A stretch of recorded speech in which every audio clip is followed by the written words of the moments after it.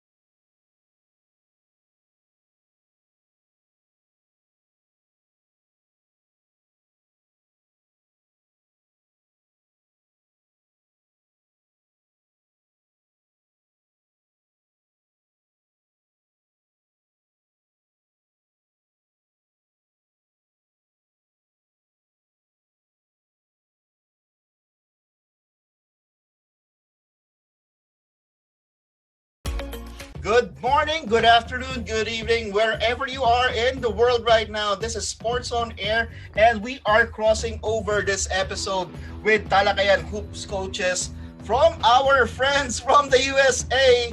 And my name is Ernest Hernandez. I will be the moderator for this very, very special episodes. But before anything else, we want to thank our sponsors for this event.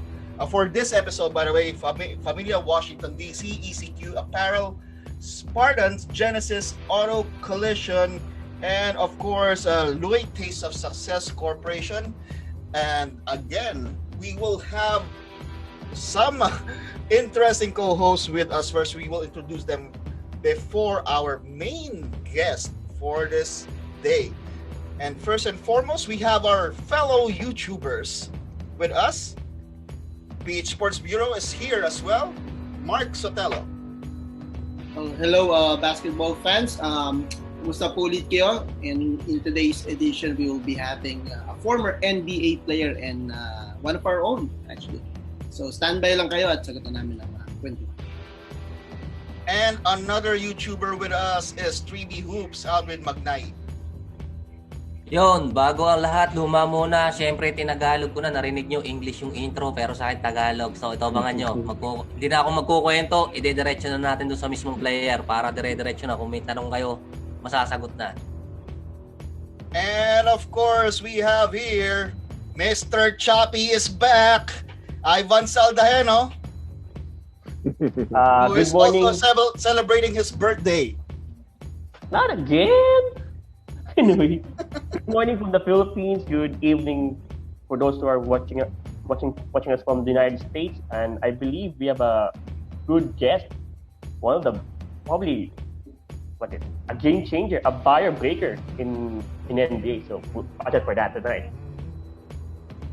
And of course, we have the Godfather, Brian Yalo. Yes, good morning to everybody from the Philippines. It's an honor to be here sharing the show with a lot of big personalities except for Ivan. But we hope you'll have fun. Really? Of course, we have our friends from the United States of America. First and foremost, we will have our Coach David Bessie is here. Coach David. Good morning from Bacolod City, Negros Bacolod. Occidental. But I was born and raised in San Jose, California. Graduated from Mount Pleasant High School in 1975. So I watched from afar, but I'm so thankful that you played for the Bruins there, Coach Raymond. So, so one of my favorite coaches, John Wooden. So I'm glad everyone's here, and I'm looking forward to this time to spend with you, Coach. Next on our long list of co-hosts right here, Coach Enrico Quintana. Well, good evening, good morning, everyone. Can't wait to get this guy here. Um, Coach, it's been a pleasure. So can't wait to hear from you. And finally, we reserve the big one at the back. The biggest man here right now from Barangay Ginebra, San Miguel, the living proof, Alex Rosano. Yes, Raymond Townsend, Coach Raymond Townsend. Pleasure to be here with all you guys once again. My name is Alex Crisano, and I want to hear the story. That's why I came. I want to hear how the journey was, being the first Filipino to play in the NBA, and that's something to really be honored by. Carrying the roots, the grassroots of basketball. First time I'm hearing, and it won't be the last. I'm very happy to be here. Thank you. And finally,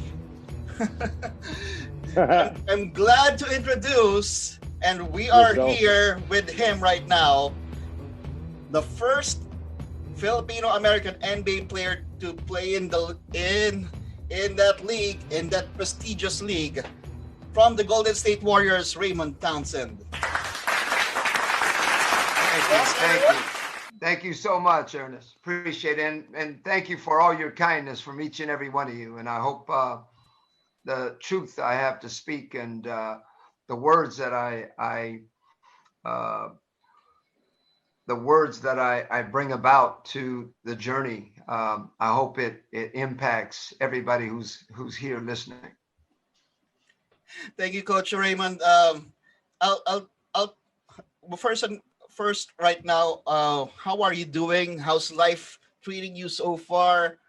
Okay, how many kids do you have? How many grandkids do you have? How's life in general? I have, I don't know what happened. I heard, us Filipino men, we know how to make babies, but I didn't get any boys. I only got girls. So I don't know if it's a Filipino thing or what, but I got two beautiful daughters. They're my greatest accomplishments. Rochelle Rose is 38 years old. I have Christiara Ashley, who is 30 years old. Rochelle's got two children. Christiara's got two children.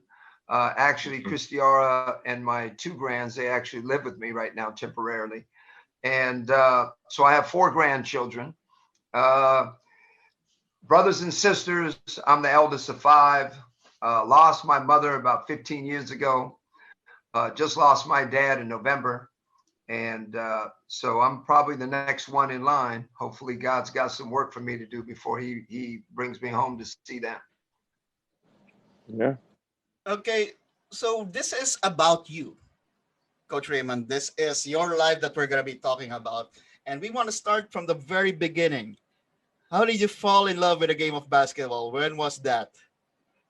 Well, my story, it surprises a lot of people because I always felt I was going to be a Yankee. I was a baseball player and didn't know I was ever going to be great in basketball. I was a very good baseball player. I just happened to be able, God gave me a jumper and good range and good wrist touch and, became a peak shooter at a young age. At 7 and 8 years old, I knew I could shoot it. And then from there, it was just a matter of, I think the way I was brought up with my dad, he was such a perfectionist. And my mom, though she's Filipino, she was such a competitor. And when we get into my life with my mom, you'll find out just how athletic she was. And my dad was a pro baseball player with the Milwaukee Braves. He actually came in. We just had a great baseball player pass named Hank Aaron. My father came up through the league with Aaron. And although he never made the majors, he only got up to AA, I think it was. But he came up when Hank came in. And so their paths crossed and he's got some stories. But I always thought I was going to be a Yankee. When was that turning point? I mean, you said that you wanted to be a Yankee. Well, when did the small ball become the big ball that you're holding? It never really became the number one passion until I got to high school because I still played baseball in my life. So whenever I had baseball season, I was right at the forefront of that. And in basketball, I knew I was pretty good because even as a freshman in high school, I was working out with San Jose State and Santa Clara University varsity players as a freshman and could compete. And, whenever I run into a lot of my friends who played back then, they're the ones who always talked to me about, as a cocky freshman, I'd come into the gym and, those guys, thought they were going to try to beat me up, but I was too quick. They never got a chance to hit me. So I hear all these stories all the time. But I knew when I was a freshman in high school and I played for a very good coach.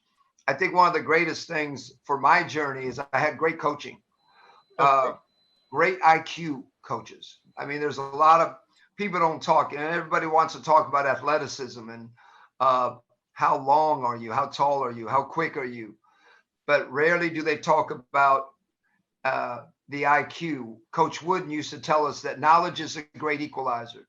For as great as somebody might be, if you understand the game mentally, that's the great equalizer. You can play with anybody. It doesn't matter who they are.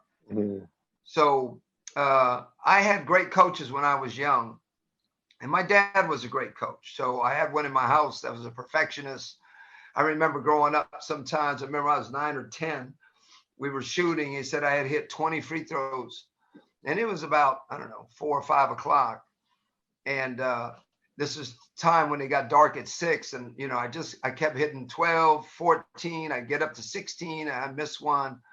And eventually it got dark and we couldn't see the hole. So he just pulled up the car, turned on the headlights, and I was there till about 7:30 at night trying to make 20 in a row. So my dad was one of those guys. It was like, high standard, you can do anything you want to do. And, you got to be tough enough to overcome everything. And, my mother was the other side, just the loving, compassionate. My dad would yell about me reaching goals. My mom would talk to me about reaching goals. And I already knew my mother was pretty stern and was real disciplined. And when she set her boundaries, you better stay in your boundary. She was the disciplinarian in that respect. So, Filipino mothers, they're the heart and soul of every family. There is no familia without a mother at the center of that family. And that's how my mom was. And that's how we grew up, Mothers are the hardest coaches ever. Yes. Alex can attest. Oh, yes, one of my favorite comedians is that guy, Coy. The Filipino comedian, when he talks about the way his mother talked to him. Joe Coy, yeah. My mother was a little bit more softer, a little bit more understanding, because the way his mom talked to him, I don't know. That might have drove him to make it. Classic. I love him, though. Just a question about, you said you mentioned you love Jokoy as a comedian. Have you ever experienced the Vicks Vapor Rub treatment in your childhood? The what? The Vicks Vapor Rub treatment. Oh, are you kidding? The Vicks Vapor Rub? Man, whenever we got sick, man, the jar came out, and we didn't have the little jar. We had the big jar. The biggest one you can get. One that, they used to just, my mom would stick her whole hand in it. Let me put some up here, and let me put it all over. Give you your bag. Yeah. I remember at first I didn't know. I started wearing nice T-shirts. Man, that stuff wrecks your shirts. I had to go out and get some old T-shirts that I didn't want and start wearing those whenever she brought that Vicks Vapor Rub out. I'm sure you didn't enjoy being rubbed with Vicks as well. I mean, hey, I tell you what, the NBA, when my knees, when I was at Golden State, my knees started hurting, and they saw me to pull out that big jar, and I'm rubbing it all over my knees. They're like Clifford and Robert Parrish be like, "Man, what you doing?" I said, "Hey, Vicks Vapor Rub. It's on your body. It helps." Okay. Raymond, really deny it. Coach Raymond, tell us about your college recruitment story. How did you get to UCLA? Well, in coming up through high school, I told you I had really good coaches. Dan Fitzgerald at Middle High School was my coach. He's the one who took I met Mark Few because he was Coach Fitzgerald's assistant. Dan Fitzgerald went from my high school. I played at Archbishop Mitty, and as David can tell you, Archbishop Mitty is a dominant school in San Jose, one of the top schools in basketball in Northern California. And every night in the WCL, it's not a public school, it's a private school, and anybody can get you, and everybody plays defense, and everybody's got, a heart and a passion, to play defense and stop you. And then you got the other side of it. You play in San Francisco, one gym, they don't use the heater. So you play in like it's 50 degrees in the gym. Another one, they turn it up, Sacred Heart, it's 108. So you also got those things that are going on when you're playing. But I grew up in a very good league, very competitive, which prepared me for my college journey, and knew how to play. And the one thing I can, whenever I speak to young people about playing, one thing I always talk about is learn knowledge, get knowledge about this game, become a student of this game. And I always talk about understanding the game to the point where it's a book. And in that book that you read, that one chapter on screen downs, the one chapter on back screens, that one chapter on dribble handoffs, that one chapter on post splits. And there's all these chapters, and you got to understand not only the chapter, you got to understand the counters to the chapter, because everybody's going to say, this is the way we draw it up, but it's not going to happen like that because there's good athletes that are going to be there. How do you counter? So I think the more intricate and detailed your learning is as you come up, the better prepared you are for the success of this game or the success it has to offer. Coach Wooden used to always say, being not prepared is preparing to fail. And that's something that always stuck with me. I know as an athlete, I was always prepared for many situations. My journey, we had a game. We packed the gym out. There were about 1,000 people outside the gym. Gym held like maybe 1,000. This is a high school game. And it was about 1,000, 1,500. We had 1,000 people outside. They had radio speakers. One of the two top teams, the other team had 6'9" kid named Mark Bruning, went to Santa Clara University. They had Mark McNamara, who eventually went to Cal, played for the Philadelphia 76ers, who also was at Santa Clara. And I remember there were 40 scouts in the stands. I remember Gary Cunningham was one of them from UCLA. I think I had 38 that night and just lit it up. And 3 days later, Coach Wooden came to my house and said he was interested in me playing at UCLA. But the meeting didn't start off the way you would normally start off a meeting. I remember when he came in, he says, Raymond, we run Coach Wooden, first of all, just him stepping in the house was, his presence, what he represents. At that time, he'd won 9 national championships in 11 years. And when he told me, he sat down, he said, Raymond, at UCLA, the success we've had, but we run our program that's founded upon honesty and integrity. He said, so I want to be honest with you. You're not my number one pick. So I was like, Coach, what? He goes, you're not my number one pick. I just want to be honest with you. And so me being cocky, I was like, Coach, who's your number one pick? He said, well, Mark Wolfmeyer is my number one pick. He's an LA product. He's down south home. And he's averaging 39 points a game. You're only averaging 29 points a game. And you got to understand, 29 and 39, this was done without a three-point line. Yeah. So this wasn't there was no three-point line when I was growing up. Yeah. There was no three-point line in college when I was growing up. So I think I had 38 that night. Had there been a three-point line, I probably would have had 56 because I don't think I shot anywhere inside 20 feet. So, but I remember when Coach Wooden came over and he told me I'm not his number one pick, and he told me Mark Wolfmeyer is his number one pick. He goes, are you okay with that? And I thought about it. I said, yeah, I'm okay with it, Coach. But then he didn't even give me a chance to breathe, and he just took a slight short breath and said, mind you, which is like remember in Old English from Indiana. He said, mind you, I'm going to recruit 14 other All-Americans during your 4-year tenure. Are you okay with that? And I said, yes, sir. Bring them on. So I knew my journey, and I remember right after I signed my letter of intent and went public, I remember that's when everybody, the soothsayers came out and said, you know what? You're not big enough. You're not strong enough. At that time, I think I was like 6'3", 175. Said I wasn't big enough. I wasn't quick enough. That UCLA was for superstars. Man, I heard it all. I read about it in the papers. My hometown was happy, but nobody thought I was going to make it there. They thought I was just going to get my education and sit on the bench. So I remember reading some of those things, and I was leaving San Jose, and I remember my very first time I got on the court down in LA.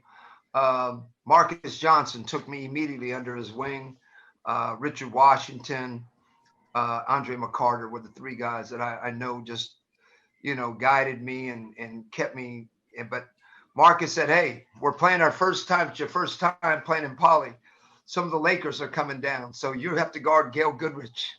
Wow. That was my first assignment coming out of high school in my first summer league match at UCLA. And UCLA every summer, all the pros come from all over the country. Lakers drop by with 5 of their guys, Clips. That's the place to be in the summer because that's where the highest level is showing up. Now, I'm sure you've heard about UCLA. Rico Hines runs the summer runs down there, and you got Carmelo Anthony, Kyrie Irving. I mean, the names, LeBron James, you got everybody who's there is there. And now that the Lakers built their practice facility on our campus at UCLA, you see even more of them. So my high school journey started like that with Coach Wooden come over my house, and I kind of knew. And Bill Walton was the one who gave me my recruiting trip. So Bill and I got really close during that time. Yeah. All right, that is quite interesting. And okay, you brought up a big name right there, Bill Walton. What was he like? I mean, first time meeting him, he's a character. I mean, so the first time I met Bill, Bill was sitting in Ernie Vanderway's, Dr. Ernie Vanderway. He was a doctor. You know his son, Kiki Vanderway. Kiki Vanderway, yes, the second in command at in the NBA behind Adam Silver. Yeah. And I remember I walked in, and Bill, it looked like all he had on was a pair of overalls, and they had holes in the knees, and he wasn't shaved. It was off season. He was peeling an orange. His hair was getting a little long. He had a red beard, and you see him, and I know all the stories because I'm really close to Bill, but he kind of stood up, 6'11", and shook my hand, and he looked like no shoes. I mean, it was like, but he was Bill, and I saw him destroy people, on national TV whenever he wanted to. So I had great respect for him, but he's the one who took me around and showed me around UCLA when I first got there. Okay, guys, any questions to Sir Raymond about his college days? I have another question. Because you also mentioned Gail Goodrich. He was the main man of the Lakers during the season. So how's it like playing against him? Yeah, what happened to that matchup? You know what? I was really excited because I was a great defensive player. And, everybody knows me for my shooting, but nobody realizes I took the best player at UCLA. I started for 3 years, my sophomore, junior, and senior year. I took the best player on the other team who, if they were 6'7" and less, because I eventually, my first year living in the dorms, I don't know what happened. I grew to 6'4" and put on about 10 pounds, 15 pounds. So I was about 6'4", 185, 190. And they list me at 6'3", 175, because that's when I arrived UCLA. That's what I was. And, nowadays they measure you every year. Back in the day, whatever you were your freshman year, you were that the rest of your career. So I remember I was very quick, and I had great respect for Gail. I mean, I watched the guy play, and I think the greatest thing for me is watching these guys and now here you are guarding, this legend. And I remember after Gail just hit about 4 jumpers on me, at the end of the game, I went over, I said, "Hey, Gail, is it true your first NCAA championship game with Coach?" I said, "I hear the story it was game point, and everybody sat down, and Coach Wooden usually draws up some intricate play." And I said, "Is it true?" Coach said, "All right, everybody give the ball and get out of the way." He goes, "It was something like that. It would just get me the ball and clear out and let me do my thing." And I said, "Yeah." I said, and you know what? I got really close to Gail after. He invited me to his house, had lunch. I hung out over there, picked his brain. The one thing about UCLA players, you got to understand, we're family. We're family forever. It's a culture that has been built through Coach Wooden that carries on over whether Coach Wooden's here or not. We are the foundation of UCLA basketball. And those 10 championships in 12 years speaks volumes for the players that came through during that era. And I don't ever remember, I don't think I lost more than 10 games in 4 years. And one of my assistant coaches, he went 89-1. And the only game he lost was the game that Notre Dame broke our winning streak. But he was 89-1 in 4 years. So I lost 10 games. And it was actually hard going to the NBA because, you usually lose anywhere from 30 to 40 games, normally, unless you're on the Celtics or one of those Lakers teams. But normally, you average about. So it was, I think I lost more games my first year. I wasn't used to losing. So it was a tough first year. But my days at UCLA, they prepared me well for the NBA. I had to overcome a lot of hurdles.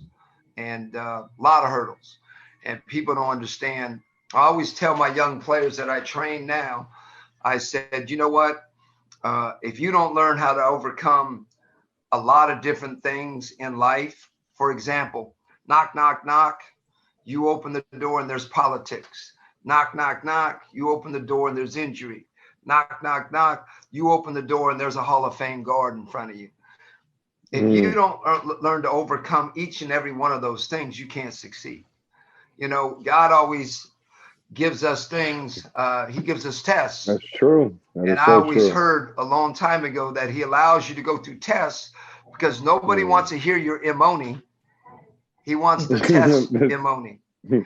I didn't ever be I never wanted to be one of those guys with the imoni. I wanted the testimony. So I could talk about injury. I could talk about politics. I could talk about coaches' disagreements, where it's respectful. I can talk about media. I can talk about fans. I can talk about family. I can talk about outside basketball things like divorce or whatever. I want to be one of those guys that overcame everything. So when I plant something or impact a young player, I'm impacting it with something I've lived. There's nothing like impacting people than to speak life into their life because you lived it and you give them the ways you overcame it. So that was very important for me. And UCLA prepared me well for that because there was a lot. I could have went right or left at any turn and I wouldn't have had my life I have today. So God's had his hand on me for a long time, even when I didn't deserve it. He was with me. Yeah, I agree with you. I agree with you, Coach Raymond. Definitely. Being a Filipino, and I'm basically my question is going to be like this: since you knew your roots were so Americanized at the same time, Filipino customized here in America, do you think you would have played in the PBA if you had the chance? If you knew about it? A lot of people ask, and a lot of people, I'm glad I'm doing this because I want to set some records straight. Yeah. When I went over 100%. The Philippines, it was for my people, and it was to make a goodwill tour to let all the Filipinos know, guess what? It's not impossible. That was the message I wanted to send to the people. It's not impossible. You can do this. Yeah. And people mistook that, and they started writing that I wanted to get to the PBA. And no disrespect to the PBA, I played in the greatest league in the world, and I didn't want my legacy to be something like, well, he did this, he did that, and I also wanted to send a message out there that my walk in the Philippines was to impact, influence, inspire others. It wasn't looking for a job. It wasn't looking for a coaching job. That was the main reason I went out there. The reason I wanted to come with the Golden State Warriors is because that's a lot of that is me. That's who people knew me from. And I wanted to bring some of my friends to show them where I'm from and let them understand. I know Jamal Wilkes, when he came back, was so grateful because he would have never known about that culture had it not been for that trip. Clifford Ray, he's over in the Philippines to this day a lot. So because of that trip. So I know Steph Curry is a very good friend of mine, loves the Philippines. So I know I went back there to visit family, and somebody found out I was playing in some gym, and I was in my probably late 30s, early 40s. I could still play. And somebody said I came back there to get a job. I have always went back there because my mother always wanted me to do camps and clinics and to give back to my people. And I just want to make sure that people don't ever mistake that. Now, I always speak truth about Filipino players, being that I always felt a player that was going to make it from the Philippines, because, there's always this tag that I'm tagged with. Well, he was Filipino, but he's not really Filipino. Jordan Clarkson, he's Filipino, but he's not Filipino. He's American. We want a pure-blooded Filipino. So when I get that question, I answered it very simply and very candidly. The next Filipino-born player that will make the NBA probably will be a kid that comes from the Philippines but plays at a Kansas or plays, at a major university or plays in a high-end league in America to get honed and ready to get prepared for his journey in the NBA. And I know, and I've been waiting for that day to happen. And I think it's going to happen soon. And I know there's media people. Who was it? He's a writer over there. Joaquin Hansen. Yeah. Is that one of your writers? Yeah, Benito Hansen. Benito Hansen. Joaquin always asked me, well, would you work with, because when I met Bobby Parks, I felt Bobby needed a jumper. I thought he had the talent, he had the size. I just think his jumper, in the NBA, you got to have everything. You can't just have one thing. If you go to the hole and you're really good at going the hole, guess what? They'll just put a bigger, stronger guy and play 3 feet off you. And if you miss 3 or 4 jumpers, guess where you're going to end up? They're going to find somebody else because there's somebody on that bench going to shoot better, and they're going to put you on the bench. So I always felt Bobby. I spoke to Bobby. I talked to Kiefer Ravina, Kobe Paras. I've met all these people. When Kobe Paras was at Northridge, I approached a lot of these players. I approached Kobe. He was right in the locker room because I trained Lamine Janae, Terrell Gomez. There's some big names that are in college right now. And Alex Sokol and Jared Perry for the Northridge when Kobe was there. And I invited Kobe. I said, Kobe, man, let me really hone in and work on your jumper. Let me get you a jumper. I'll get you a surefire jumper if you just allow me to work with you. I approached Bobby Ray. And you know what? I also understand, with players, when you play in the PBA, and I want to make sure people understand this, when you play in the PBA, you're one of the greatest players to ever play in the history of basketball in the Philippines. It's the #1 sport. I'm not sure that a PBA player who has a great reputation wants to risk his reputation, come to the NBA, try out at a camp and get cut. Because now you're the greatest Filipino player, but there's that second part. You got cut by the NBA. Yes. there's that stigma. But he got cut by the Brooklyn Nets, or he got cut by the Phoenix Suns. Whatever. Whatever team instead of being one of the greatest Filipinos to ever play, you got that stigma, you got that tag. So I don't think you see a lot of PBA players. So I always said, your player that's going to make it in the NBA is going to be like a Kai Soto, who's over here working now.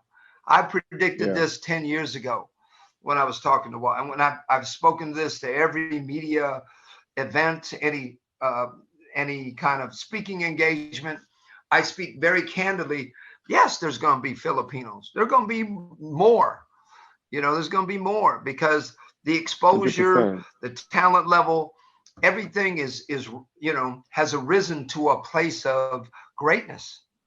So when you're and I always speak this to my players. I always use these woodenisms, be quick, don't hurry, success is a peace of mind, is a direct result. I use a lot of woodenisms, but I made this one up. I always say get comfortable with the uncomfortable because that's where greatness lies. Get comfortable with the uncomfortable because that's where greatness lies. So the more we have your young Filipino players playing in an uncomfortable place where they have to push through and they got to compete, makes them tougher. It makes them tougher. Yeah, and they're going to make it. And they're going to make yes. it because as soon as they start conquering, and what I found out is it didn't matter if I was Filipino. I could play. I could play offensively, I could play defensively, and I was efficient. I shot like 55% at UCLA. I was one of the top 5 shooters from the field to this day. So I think, once you get put in that, so to speak, that furnace, that purifies you as a player. Yeah. Okay, since we are in those questions already, in that topic already, and so right now, Kai Soto will be trying for the draft next season. Okay, Right. What do you think of Kai's progress so far? Well, you know what? Isn't Kai playing in Walnut Creek right now? Where's Kai playing right now? He's back in Manila, going to play here. Okay. Going to Philippines now. Playing for the national team and going back to the G League. Oh, in the G League. So he's playing out here in Walnut Creek with Jalen. Yes, he is. Yeah. Yes. He's supposed He to. was. Yeah, he was. Okay. Green, yeah. Mm-hmm. Yeah, it's very close. There'll be a Filipino-born Filipino playing in the NBA real quick. But these guys have made the right decision. They come over to America and spend time at a higher level. And, and I'm not trying to, trust me, I love my Filipino roots. But I've always said that's what the only reason I made it is because I had to play. And this to be interesting for you to understand how good we were. My junior year, out of 15 players, 11 of us went to the NBA. Yeah. 11 of us went, and 8 of us were first rounders. First rounders. Do you know what our practices were like? Okay. You couldn't let down. If you were a starter and you got hurt, you lost your job. If you were a starter and you had 2 or 3 bad games, you lost your job. If you had any kind of disciplinary problem or you missed practice or you come late, you lost your job because there was a guy right behind you that was NBA ready going to take your job. Yep. It's those kind of experiences that bring you to a place where you can compete at another level. I've always told my players and anybody I train and any speaking, NBA players are wired differently. We're wired differently. We've been trained to play at a different place mentally that a lot of people don't know how to get to. We live in those places where other people tap into it now and then. Probably the biggest difference between an amateur and a professional. Did you give the kid any advice? I mean, Kai, have you spoken to him? When was the last time? No, you know what? I'm looking forward to meeting them. I haven't been up there. I heard they were up in Walnut Creek. I was going to do something with either ABS, CBN, and go over there and meet them. And, because I don't know if they know who. I'm just a Manong, an old guy. Look at me. Lost my hair. I can still shoot it though. That's the most important part. Yeah. That's the most I could important probably part right I could probably now. outshoot a lot of my players, but even at 65. But I'm not sure if I walked over there. I'm sure if I walked over there with TV cameras, with ABS, CBN, it would probably be, I've heard wonderful things about these young men. I do want to, let them know who I am and the, being the man who carried the torch for 38 years before Jordan. I would like them to know that, let them know I support them, 110%. Want to be there for them, give them my number. If you ever want to talk, if you're ever in San Jose, come down, have dinner with me, So I'm going to make that available because they're going to get back there. I'm going to see them down here, and Walnut Creek's like 45 minutes from me. So I will see them. Coach Raymond, I just got a question about how about Jalen Green, Coach? Have you ever spoke to him or any training? No, I've never spoken to him. I've seen him play a number of times. What a tremendous, tremendous athlete. My brother Curtis over at Kansas University just loves him. He's gonna. I told you there's gonna be a Filipino born young man getting to the NBA real quick. I think, and which is wonderful because it's going to open up. Because the journey I spoke about 10, 15 years ago, see, that's now coming to fruition. And you're going to have a lot more of your young players because there's a lot of talent in the Philippines. A lot of more young players are going to come. So, you can actually put this out there. If any players, want me to make a phone call at a major university, low major, mid major, upper major, and if you truly believe you can compete at these schools, you give them my number, have them write me, email me, text me. I will open the door. They just got to walk through it and perform. So I do whatever I can to help any Filipino with those kind of dreams. This is one question that I wanted to ask someone, and I think you're legitimately the person to answer this. We have a 6-time MVP in the Philippines. His name is Junmar Fajardo. Have you heard of him? Have you watched him play? What's his name? Junmar Fajardo. Yes, Fajardo. Yes. You think he has a chance in the NBA if he tries to get there? I think he needs to get down here and play in the summer league, and I think he has. I believe he has a chance. But like I said, until you get down here and you compete with the best players in the world, you're never going to know. You're never going to know. You got to get over here and you've got to put yourself on the court with the greatest players because it's different. It's different. And you got to train to that level. You got to play against that level and you got to dominate that level. And, those levels, when you get there, they don't just let you beat them. You got to earn it. So I really believe, some of these players over there, they got to get over here. Rarely, and I know the game is so globalized. I know you get players. Has there ever been a player out of the PBA that has been drafted out of the PBA? Ivan, do you have any? Japet? Who? Japet, right? Japet right there. Japet was drafted Japet Aguilar was to the G League. Who? Japet Aguilar. Japet Aguilar. Yeah, he did some training, Coach. He got invited to training camp. Yeah, Training for he got into a D League. Santa Cruz D-League Warriors. he played. Oh, yeah. I mean, that's like 30 minutes from me. And the head coach is one of my best friends. Is that what you're talking about, Japeth Aguilar? Yeah. Japeth. Japeth went to my brother's alma mater. He went to Western Kentucky, didn't he? Yes.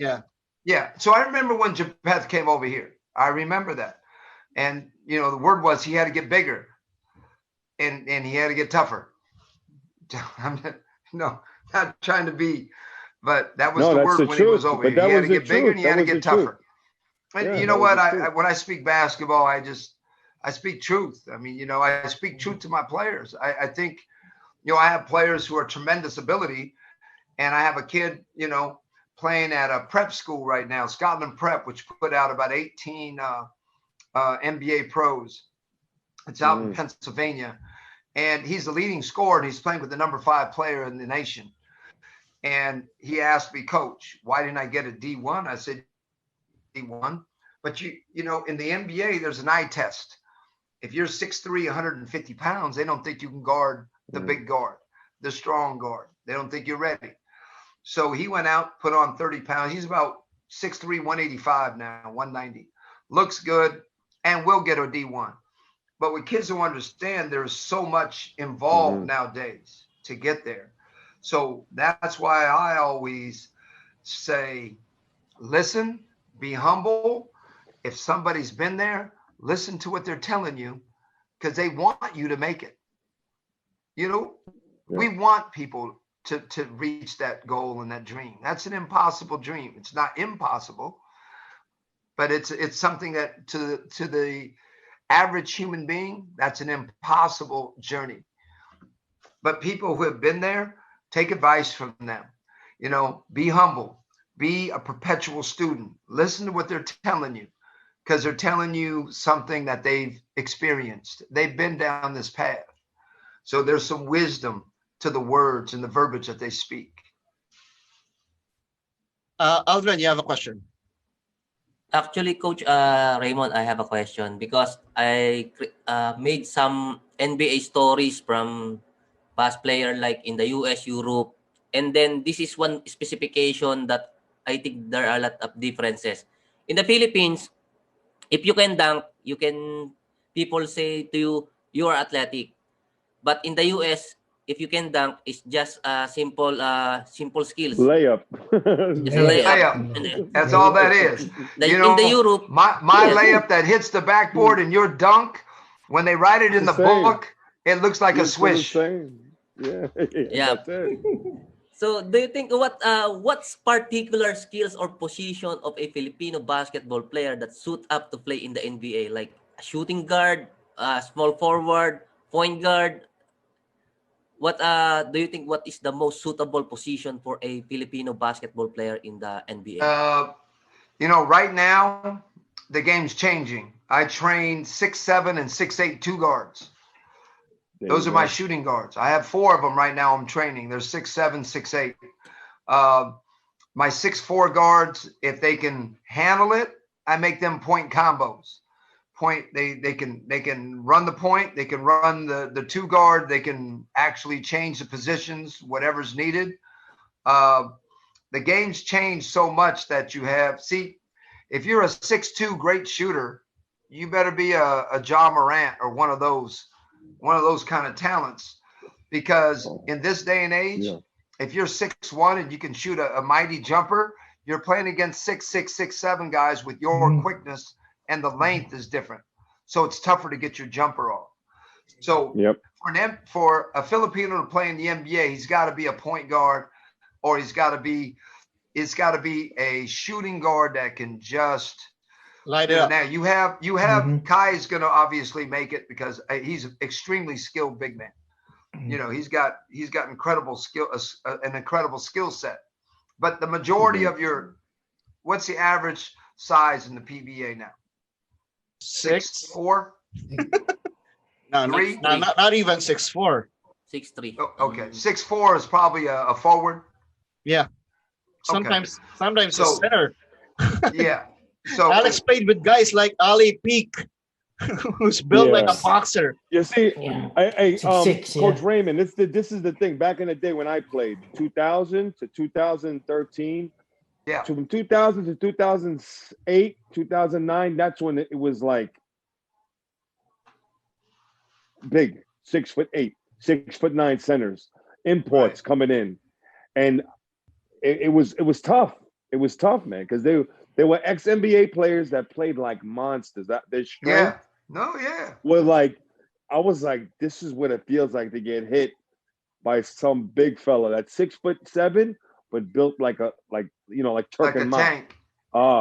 Julius Wasu, Antonio Lang, lanky but strong as when I played against these guys, Gerald Honeycutt, Yes. They were just so, like you said, the IQ, and at that height with the drill set, with the dribbling skill, with the mind of knowing how to just move for having big shoulders. Do you remember when Billy Ray Bates? Remember when Billy Ray Bates came to the Philippines? Mm-hmm. Billy Ray Bates, yeah. So I'm about to ask a question. Billy Ray was not a small guy. He was a big guard and could have played post when he played at your place. Did you see his skill set as that big and strong? Could score at all 3 levels, was big enough. I wish I did. You know, you weren't going Bogart him. You weren't going out physical, play him. He just took it to people. And he had this mindset. He was going to run all over you. I mean, that was his thing was he was taking no prisoners. He didn't care if you were American, Filipino, he didn't care. Yeah. And I'm sure that gave your people a chance to see a whole nother level of the NBA player. Yeah. Just came from Portland, at that time. Okay. Anyway, we're since we're talking about the current crop of players right now, Jordan Clarkson. How do you find this game right now with the Utah Jazz? He's the front runner for the of course award. I've watched Jordan. The one thing I love about Jordan, he's got a tremendous work ethic. If you think about when Jordan came from Missouri and how he played and how he plays now, he's putting in his work. He's got, a tremendous upside coming off the bench. I mean, he's a great spark and could start for many NBA teams. But, I love the fact that he understands his role. And because of that, he's going to play a long time in the NBA. Like I said, he's a great shooter. He plays hard. I think he was an outstanding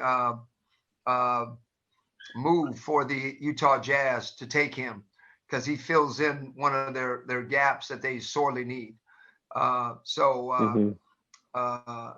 I'm looking forward. I haven't met him yet. I was going to meet him when he was in LA, and then he I think we didn't get a chance to meet. We were supposed to meet, but would love to meet Jordan. But heard he's a tremendous work ethic, and they like him.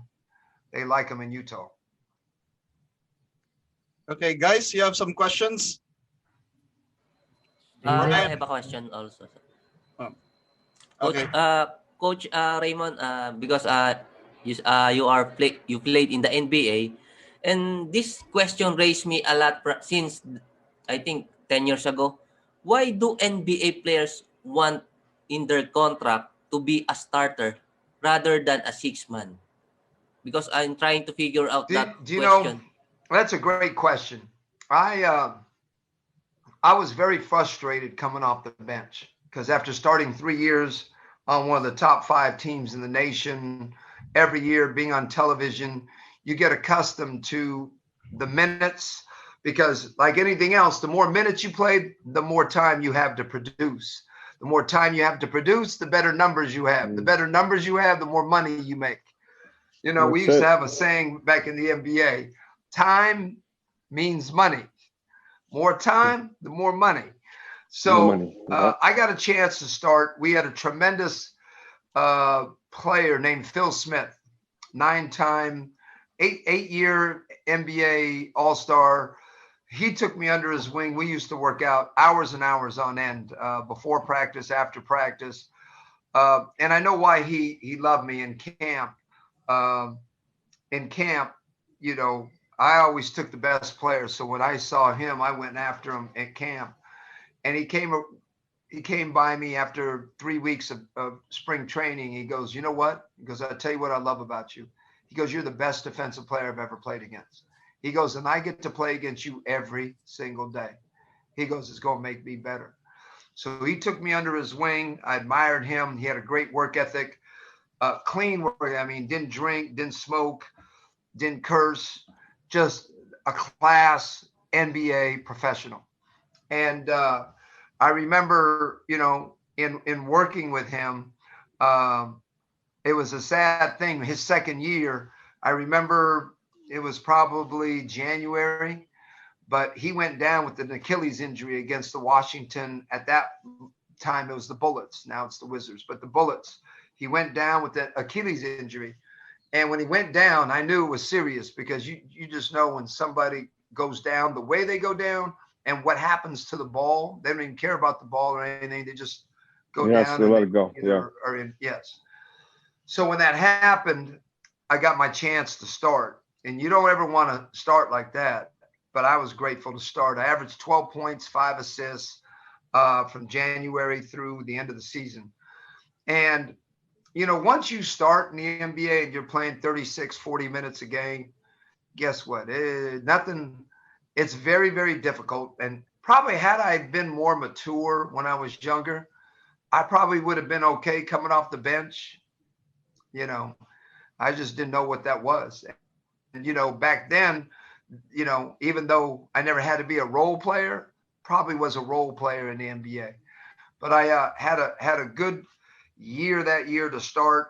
Phil came back the next year, got his job back. They're not going to give up an all-star. But it's a tough thing to go to any NBA team or anywhere else. I have a kid that I train. His name is Valandre Chaka. Trained him over at Cal Berkeley. I think he's over there. He just got drafted in your draft. And I told him the same thing. I said, you got to go in and get your foot in the door, and you do anything that somebody asks. Don't go in there thinking you're going to be the guy, because I said that's a hurdle. And I tell them from my own experience. I went into Golden State thinking I was going to start, and I had John Lucas, Phil Smith, JoJo White. They were all in front of me. And JoJo was at the end of his career, but the man had so much wisdom about the game. I used to sit with him with a little notebook. I used to write notes with what he told me. And that's what I always tell young people, man, be a student of the game. I said, when you're around a mind like JoJo White, or you're around a mind like Michael Jordan or LeBron James, man, take notes. These guys are going to give you nuggets of truth that will last you forever, So, but it's very tough. It's very tough for any NBA player. I know what because Jordan started. I know his journey. I've never spoken to him about it, but I know once you come off the bench and then you start, it's very, very tough to go back to the bench because you belong. Once you know you belong, it's very tough to scale that back as that kind of competitor in the NBA. Coach Raymond, you mentioned earlier about Bal Chauka. Many touted him to be a first rounder. What do you think happened? Why did he slip to the third round? You talk about they call him Brandon here. You talk about Valandre? You know what? I don't know the specifics. I know he's a great shooter. He's a scorer, and I think maybe one of the reasons is, maybe some of your people, when they looked at him, said, well, what else can he do? What else can he do besides score? Is he the type of player that can carry our team where we can win 25 more games on his back? See, I don't know. I don't know enough about the PBA to understand how they draft. And maybe Alex, you could enlighten me, or Enrico, or Ernest. I'm not over there, or any of you. Yeah. Coach Ray, it's different because now, like you say, the game is changing. When I came in, it was totally different. It was like a gladiator. I came in the gladiator year where you just go on power, no forwards. blood, no foul, no blood, no foul. Keep fighting, keep getting that loot. So now the game has changed. I don't know how it's going. Were you there when man, great player. I met him when he was young. He was playing. There was a little point guard. I went over to the Philippines. Jimmy Alapag, coach? Alex. Compton? Compton? No.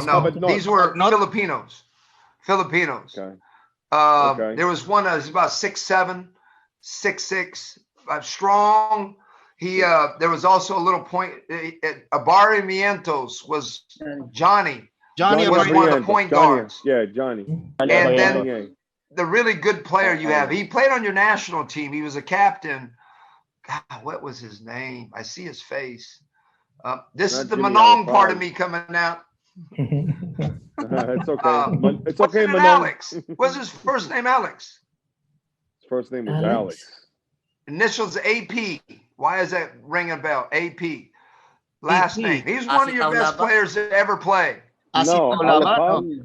No, not Aussie. He's 6'9". It's not Aussie. Aussie. 7 It was team captain of the Philippine team, coach? Yeah, he was like one of your captains for the Olympic team, your national team. What year was that? I mean, I think Alex. I think it was probably when you played. Did you play with the Barramientos? I played with them in from not Alan Kaidik, coach. Not Alan Kaidik. Alan K. No, Dick? it wasn't Alan. It was somebody else. I know all those guys. Alan. The only other Alex is Alex Araneta. But he haven't Maybe played it's on the Alan. national team. Is there an Alan? Alan Kaidik, yes. Alan K. Dick Oh, is he the knows only one. Alan, yeah. He knows Alan Kaidik. Okay, it'll come to me. The last name starts with a P, I think. Alvin Patrimonio, no? Alvin Patrimonio. Alvin Patrimonio. Oh, Alvin Patrimonio. Yes, AP. Alvin Patrimonio. The captain. I watched him. Oh, that's I why watched the him captain. play. I watched him play. Okay. Alex, did you play against Alvin? Yeah, I came in the year when he was actually going out. Like he was declining. Oh, because I know Like, now that was a 2000. competitor. That was a No, competitor. he was. He still was a competitor at 2000. He was still competing at a high level. Yeah. Exactly. So that was the guy when you were talking about the banging era. He played during that era. Yeah, Benji Paras, coach. Yeah. Paras. Alvin Patrimonio. Jerry God, how could I Cordoniera. forget that? Jerry That's my fault. Cordoniera. Was it Jerry Cordoniera? Yes. Pochuino, Bong Hawkins. Yes. Roosters. Roosters, Isotona. Nelson Look at- Isotona. I'm taking Alex. Yeah. Look at I'm taking Alex down memory lane, and look at I could just tell. Oh, He started, my gosh. hey, Alex is starting to be like, all right. let's go. I want to do some Hey, coach. push-ups. You got me going to do some push-ups over here. You got another Batanggenyo in Berkeley. Dal Panopio. He's a number 2 point guard. He just got the Division 1 there in Berkeley. His name is Dal Panopio. Yeah. Oh, I'll go up there and find out.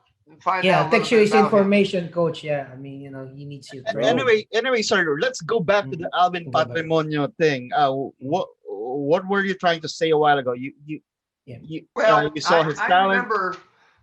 I remember I went to Cuneta, the arena. Cuneta Astrodome. Yeah. Yeah, yes. And I went there, and it was pretty new at that time because I played at Araneta. I played there at the Coliseum, but the Cuneta arena. I remember I went to a game. I happened to be in the Philippines. Okay. And I they found out I was coming, and I had to do all these television things. But I watched Patrimonio and Barramientos because they were playing against each other. And I remember meeting, both of them were very gracious. And Barramientos, I remember, after the game, we talked, and I said, how come you don't take a shot at going down there to training camp? It'd just be a good experience. You see, and that's when I start formulating my opinion about PBA players. They don't want to fall short of their legacy, Yep. But I remember I planted that seed because didn't he get an opportunity or something? That's Johnny Barrientos that got the opportunity. He was offered. Right. For NBA. And Alvin, I think he was at an in-between size for the NBA. He was in between the guard and the forward size, but he was a power forward, and the power forwards, are usually 6'10", 240, 230. It's big. But both men, great respect, very gracious, competitors. So whenever anybody talks about the great players in the PBA, I have nothing but props and the representation that and the impact they've made for Filipino players who play in the PBA is just tremendous. So, all right, but anyway, sir, let's get back to you. Oh, okay. About yourself. We want to get to know you more. My life's boring compared to those guys. We find something interesting here, but okay. It says here that you were in the tail end of that John Wooden era in UCLA, and can you tell us who were your teammates back then in that UCLA teams that made it to the NBA? Who were those players that you actually competed against in that championship year? David Myers was one. David Myers was our captain. Played with the Milwaukee Bucks. We had a center by the name of Ralph Drollinger, played for the Dallas Mavericks. He was the Christian postman, 7'2", that would have all the Bible meetings, before and after games. Richard Washington, 6'11", played with the Kansas City Kings. He was that group. Marcus Johnson, a legendary Hall of Famer, played with the Bucks. We had Andre McCarter, a guard, played with the Kansas City Kings. We had, let me see, who were our juniors? Our junior, that was Marcus and Richard and that whole crew. We had myself, Brett Vroman. Brett played with the Utah Jazz. I was with Golden State. There were only about eight pros on that team. But those are the major ones, I would say. We had a really good guard named Pete Turgovich. Didn't get enough. He didn't get enough props for everything he did defensively and offensively. Coach Wood loved him because he just didn't make mistakes. He was about 6'5". But there was some good memories, getting that one. We should have won the NCAA the year. My sophomore year, we should have won. We went 28-2, and our two losses were to Indiana at the beginning of the year and Indiana at the end of the year. So that was the year Indiana went undefeated with Bobby Knight.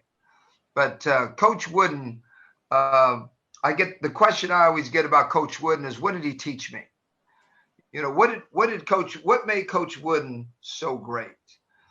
That's the big question I always get. And there were a number of things, but I think the biggest thing is the respect he had for his players. Good example. I mean, and I'm not adverse to coaches who swear or curse. I mean, it's part of the game. Coach Wooden, though, he was interesting. His swear word would be, goodness gracious sakes alive. Goodness gracious sakes alive. That was his curse word. So whenever you hear him say, goodness gracious sakes alive, everybody could hear a pin drop. You get quiet. Because that next name that came after goodness gracious sakes alive, the next word, if it was your name, you better pay attention, because that's going to affect your life that day. It could affect your week. It could affect your month. It could affect your season. It could affect your career. Affect your career. You better pay attention. Yep. So, but Coach Wooden had such a respect for his players, never raised his voice. I remember one time I was playing against Michael Ray Richardson from Montana, and I told you I always drew the best player, and Michael Ray threw a bow and hit me right across the jaw. So I didn't do nothing, but the next time he hit me in the chest, I kind of got in him, and I come walking off. Coach Wooden just said, "We don't do that at UCLA." That's all he said. We don't do that at UCLA. And I went and sat down. I know I was sitting at the end of my bench. I kept looking at him. Okay, Coach, I'm ready to go. He just kept looking down. Didn't say a word. Hey, do you think I ever stuck my chest out again or got in somebody's face? Coach Wood was always never too high, never too low. Just stay in an even flow. So always respected his players. Number two, man taught us the intricacies, the details, the verbiage, the spacing, the rhythm, the time and score mentality. You don't even hear these words used anymore. Time and score mentality. Nope. Is this shot the best shot for our team with the time and the score that it is right now? He had you thinking about that before they even have an opportunity. If I get a good jumper, man, I've got there's 45 seconds left. There's only this much time on the shot clock. You know what? Time and score. I want to get a quickie. So then we get 2-1. We get 2 shots there. I mean, he had you thinking the game, and he not only had you thinking it, he taught you how to overcome every situation. He used to have a saying, we'll give you our playbook and we'll still execute and get what we want. So taught us that. But I think the biggest significant impact he made on his players, man, he taught you about life. Everything he spoke on the court had nothing to do with basketball. We took it for basketball because it was related to the game. But, man, it was really about life. It had nothing to do with basketball. And that's what you learned after you left him. After you left him, you realized the man he was. And then you realize how, when you coach, all the verbiage you use and all the woodenisms. And to this day, it doesn't matter if I played for him in 74, 75, 78, it didn't matter.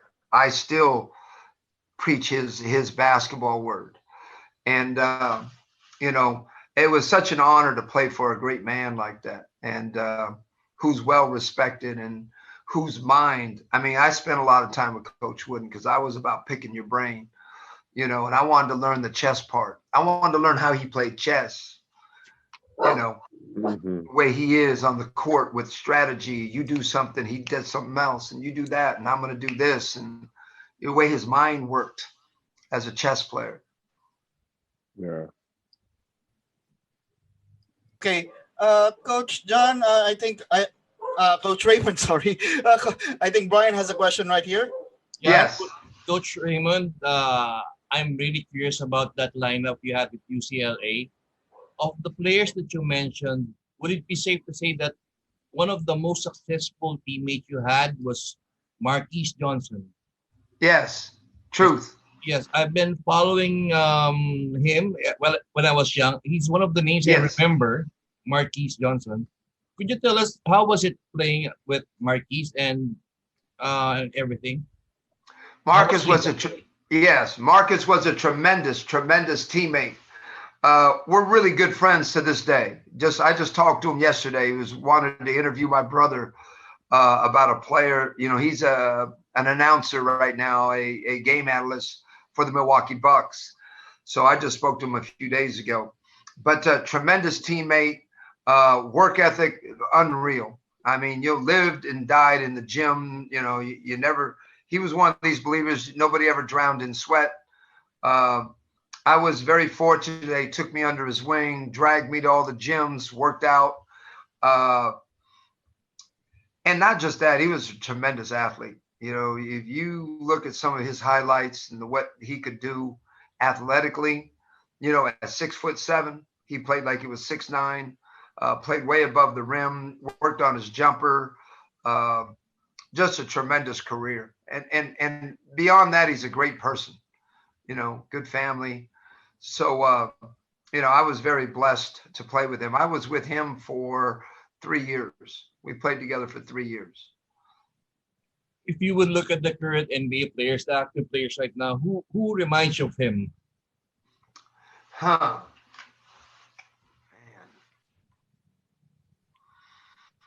Who right now currently reminds me of Marcus Johnson?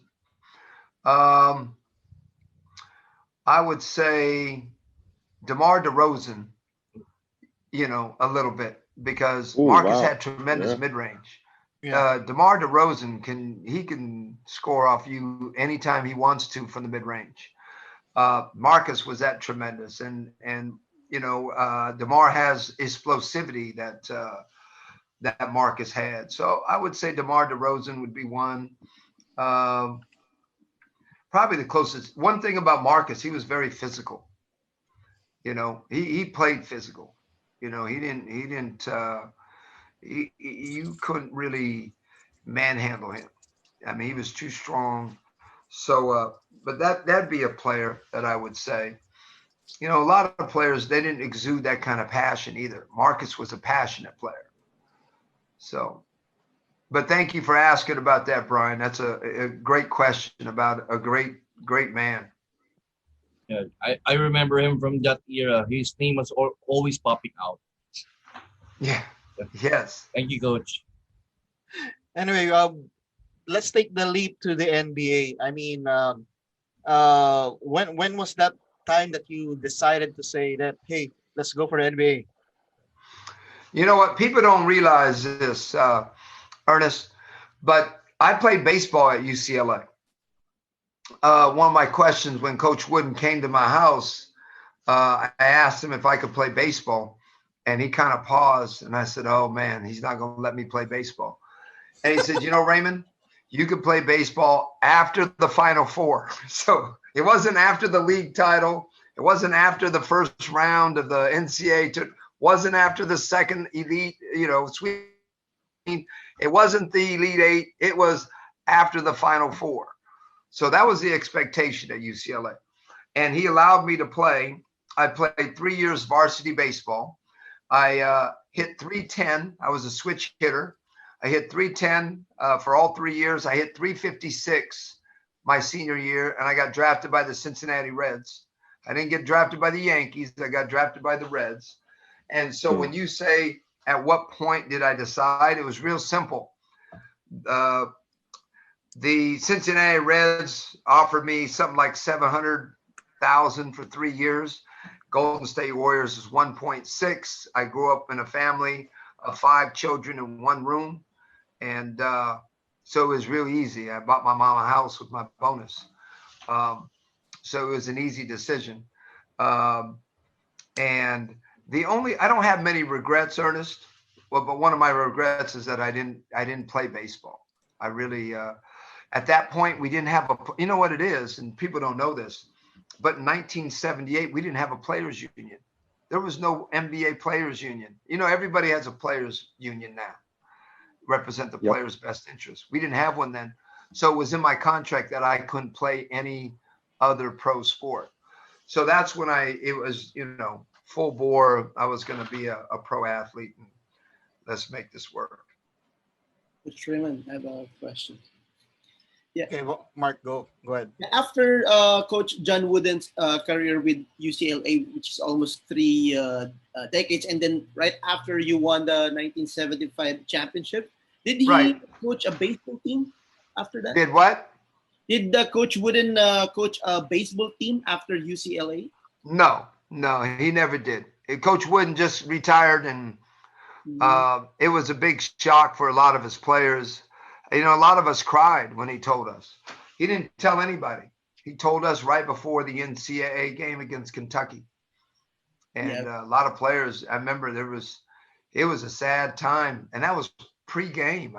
He told us pre-game that, he'd like it to be a forever memory, but this was going to be his last game, win or lose. So, no, once he retired, he just stayed retired and stayed around UCLA. And I think now that I think about it, I'm starting to think that maybe his wife felt ill. This is why he got out, so he could be with her, because I know she passed at an early age. And, he passed when he was 99. And she passed when she was in her 50s. Yeah.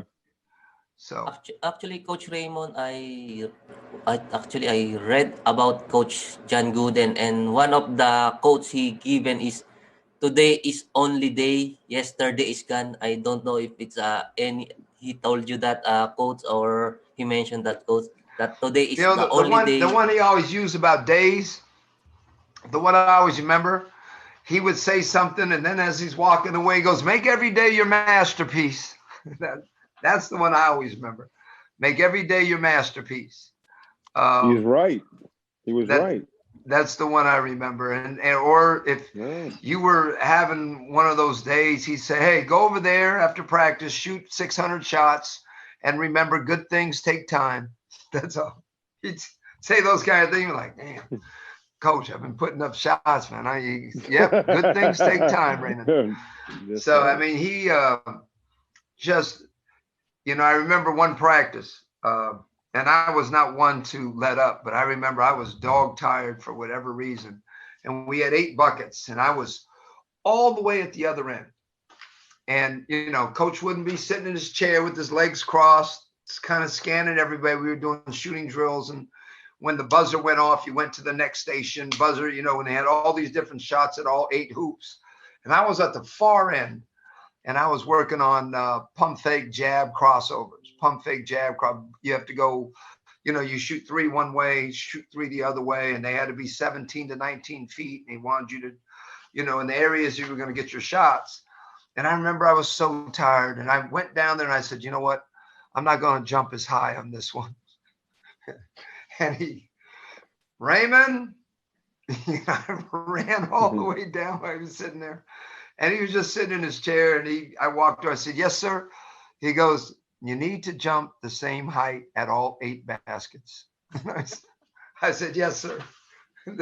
I ran all the way back. I said, man, how did he see that I wasn't jumping as high as I normally do? So, I mean, he just, he didn't let, there's this great story. I want you all to hear this. So Bill, when he was recruiting me, told me this story. And he said, Raymond, you're going to love Coach Wooden, but there's a side of him you might not like. I said, what do you mean? He said, well, I remember you're going to find out at our pregame or the preseason meeting right before practice, he's going to talk to you about putting on your socks. And he's going to go over how do you put your socks on. And, everything Bill was saying is true. Coach Wooden told us how to put on our socks. And he'd tell us to lift the bottom of our heel. And you see where that calf muscle is? That's where your sock goes, right at the bottom of that calf muscle. And then me being a rookie, I didn't know. I raised my hand. I said, Coach, what happens, like I like to dive on the floor for loose balls, which I did. And I said, but my sock may get pulled down.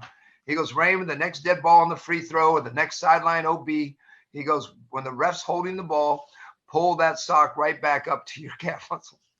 I said, okay.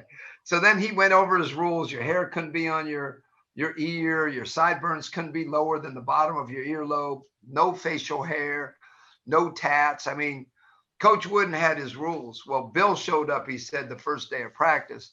His hair was over his ears. He had stubble. His sideburns were past the earlobes. They were down.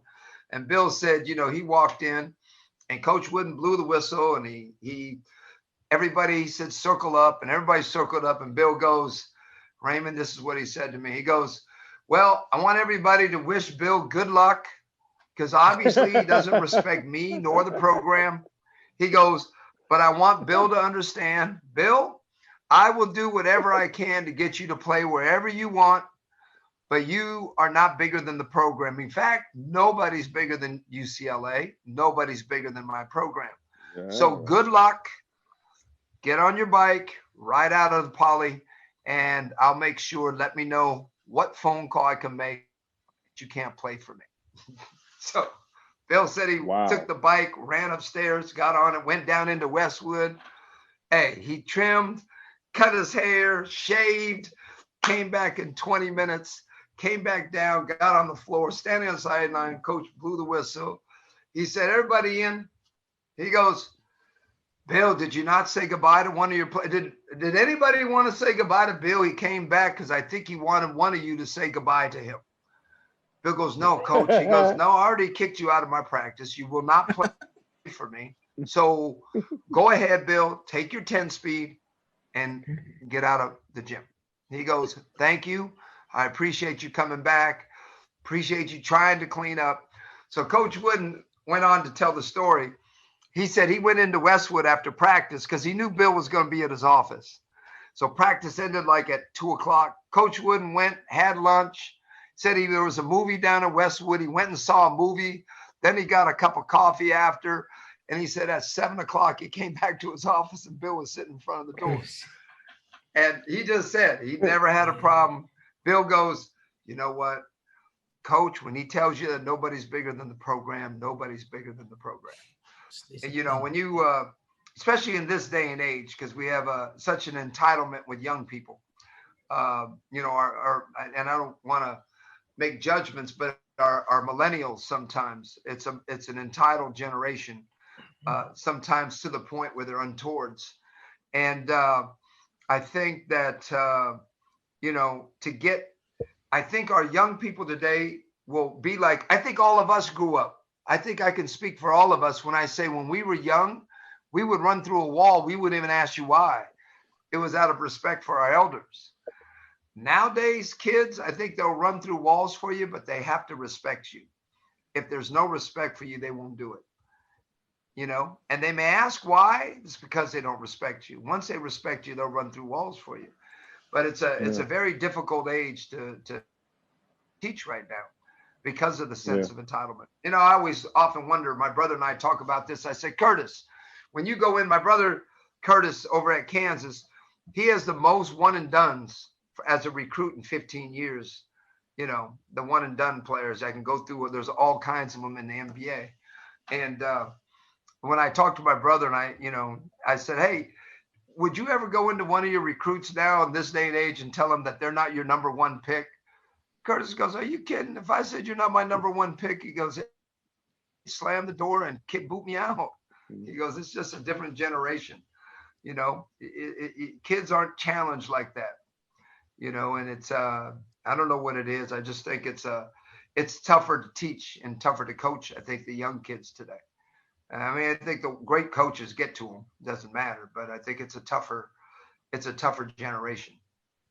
I mean, would we all agree on that, or is that just me? Yeah, I believe, yeah, it's true. Yeah, it is true. And Alex is the best one to agree on this topic. Yeah, most definitely. It is. They get misunderstood. You know, kids nowadays, if you scream at them the wrong way, they go home and tell their mother, "I'm gonna press charges. You made me feel like I'm this big. It's not right. I'm doing my best." No, you're not. You don't know. Back in the days, being cursed at was a privilege. That means they liked you. Yes. That means they liked you. I mean, I'm speaking because of Ron Jacobs. Coach Jacobs. Is Coach Jacobs? Is he still doing well? No, he's passed on. Yeah, Coach Ron. When did Coach Jacobs pass? Oh man, that was the last time I seen when I was 2005 when he came in the wheelchair. He just had a stroke. He had a stroke in 2005, but after that, I haven't seen him. Heard about. I met Coach Jacobs I met Coach Jacobs at UCLA. Yeah. Come around. What a wonderful man. Yeah, his famous word was horse poo. This is horse. My grandmother can shoot better free throws than that, Crisano. And I would like that. That's a privilege when you have somebody that honorable screaming at you in practice. Yeah. And some people don't like that. I loved it because it challenged me. You'll get a kick out of this, Alex. I grew up with the coach. Yeah. When I was in high school, I remember my very first practice, I went into Mitty, and I was a freshman, and I saw this box of clipboards. I said, damn, coach going to get into IQ stuff. That's going to be nice. We all get clipboards, we get to write. The first mistake, he goes, you blankety blankers, you know. Hey, grab the clipboard, threw it, and you know, clipboards, they're not like frisbees. Frisbees, you know where they're going. Clipboards, they'll go anywhere, man. We splattered on the wall. He goes, God damn it, now do it again. And then he took another clipboard and we didn't do it right. It was, you know, right in the middle of everybody, and just hit the wall and break. And hey, we went through 10, 12 clipboards. Now, whenever I saw the box, I said, oh man, we better get it right. Or if we didn't do something right, he'd blow a whistle. We'd have to do sit-ups. He'd stand over you, coach, and he'd say, this will make you mentally tough. So while you were in your sit-ups, when you went down, we called belly pops. He'd throw the ball on your stomach, you know, and some players puke. Stomach, yeah. And then he'd make you, you know, get up and clean your stuff up and said, don't ever throw up on my floor. Clean it up. But you know, and he said, this will make you tough. And, you know, you did it. But nowadays, you can't do. You know, you can't do any of that. You yeah. I want to ask you, you know Coach Bill Bano? Who? Bill Bano. Did you ring a bell? Bill Bano. Yeah, Coach Bill Bano. the name's familiar. Yeah, he was. Where do you know him from? He was with Talking Tex in 2002, 2003. I was on that team, and let me tell you, he was one. He had this one drill. It was called the Superman. But and is that it was the layups? You got 3 guys on one side, 3 guys on the other side, and you only got, I think, 2 balls, and the ball cannot.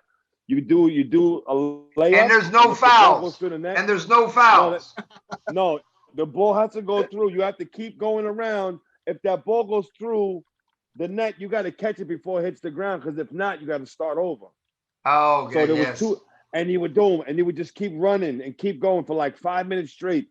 And every time one of our locals was getting tired, I would have to, me, Ossie, or somebody would have to just trail them real quick and get the rebound, because we've seen them again. So it was a vigorous thing that, Bill Bano brought to practice, and I loved it. It wasn't cursing. The MF was all day. MF, you mother.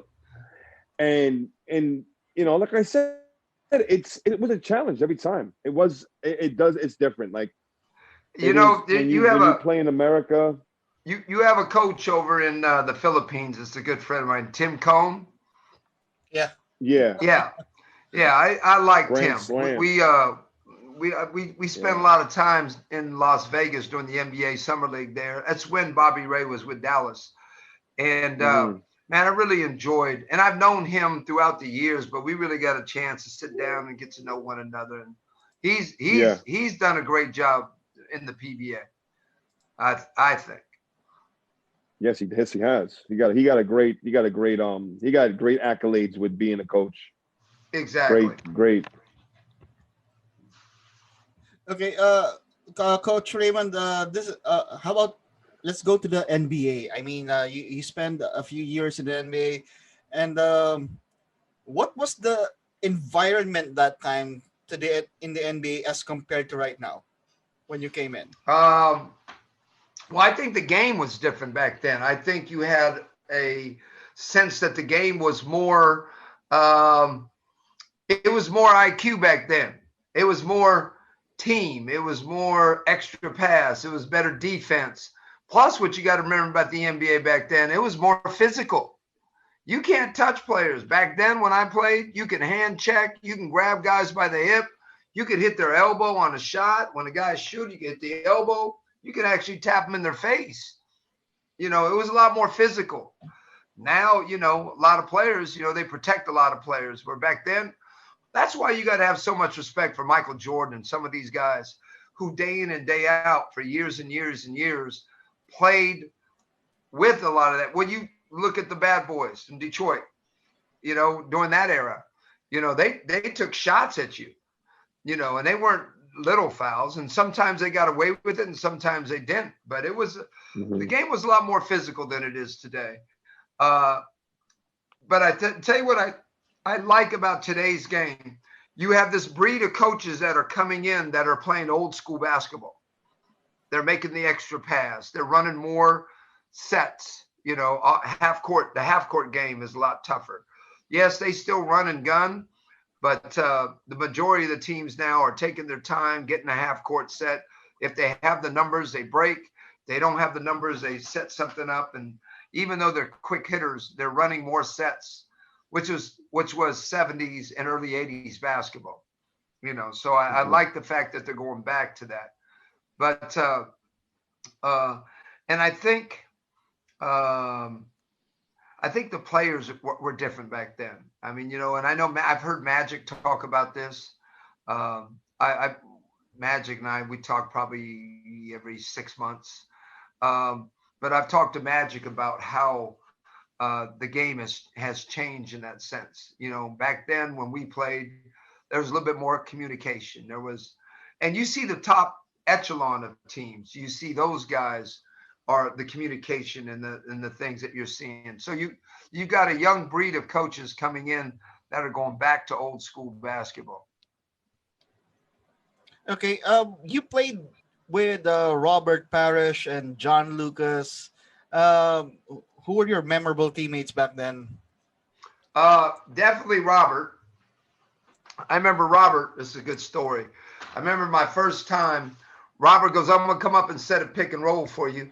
He goes, "I'll take the guy out. Just shoot it." I remember I came off the roll. Robert's like 7'3". I remember I came off, and as I went up, I couldn't see the hole. I couldn't see the bucket. And I was so frustrated. And, I missed the shot. He goes, "Man, I'm giving you a shot." I said, "Robert, man, I can't." Well, we called him Chief. I said, "Chief, I can't see the bucket. I can't see it, with your 7'3". I can't see it, 7'2".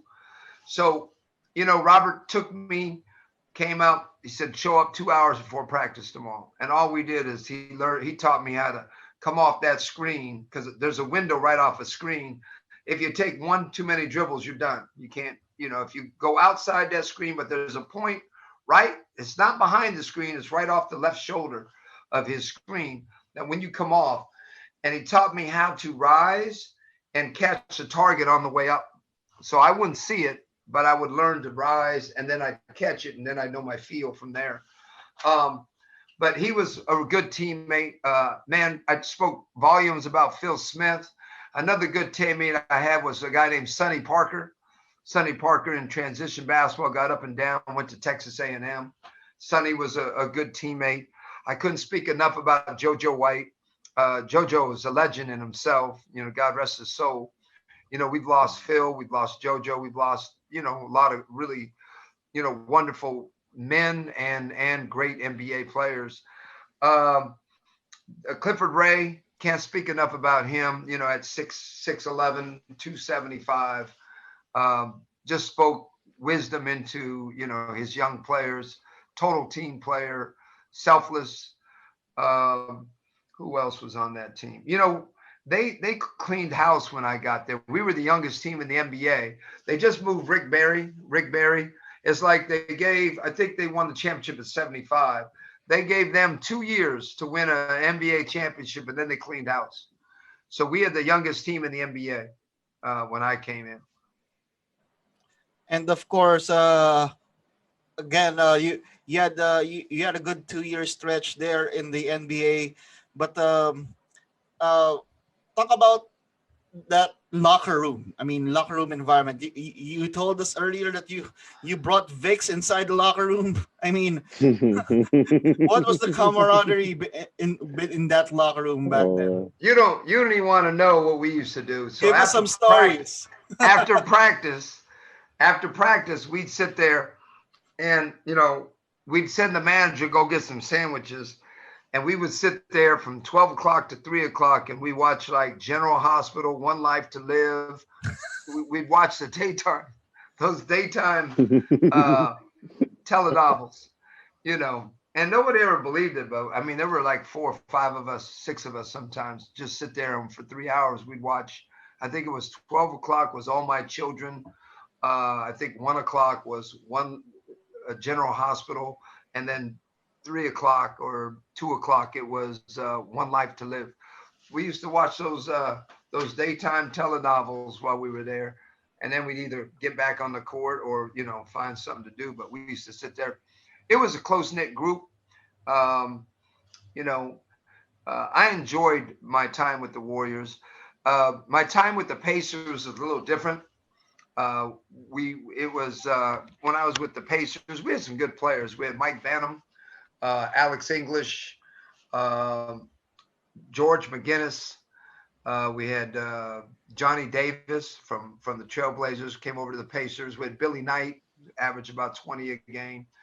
But the locker room was different back then. And I don't know if it's because I hadn't been with those guys as long or what, but it was just different. Maybe it was the weather, because it was always 10 below in Indianapolis, and California weather. It's like 70 degrees now in the winter. So, it was, but I have to tell you, it was a great experience. I remember my first time in Philly. We were there a day before we had practice, and I'm a Bruce Lee fan, and I was looking in the paper and it said, there's a Bruce Lee theater that was showing Bruce Lee week, and they were showing all Bruce's movies, and I said, dang, from 6 to about 10 I could watch movies, Bruce Lee movies. So I remember I went to the theater and I was standing there, and when you're standing, there's somebody big behind you. You just know. You don't know who it is. You just sense there's somebody big. Well, I turned around because I was at this hot dog stand right outside the theater, and guess who it was? It was Julius. Kareem.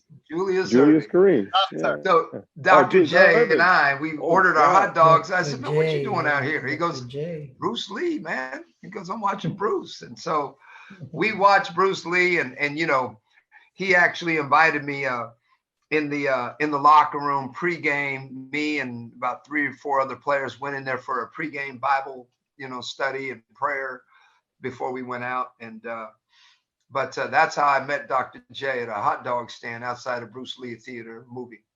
So it was I can't say enough for my life in the NBA, and I enjoyed it. I got my retirement and get paid the rest of my life. And when traded, I went over to Europe because I didn't want to be a journeyman and I wanted to play out my career. So I played over in Italy and Rome, and we were the third best team in Europe, averaged about 25 a game, and enjoyed my career overseas. And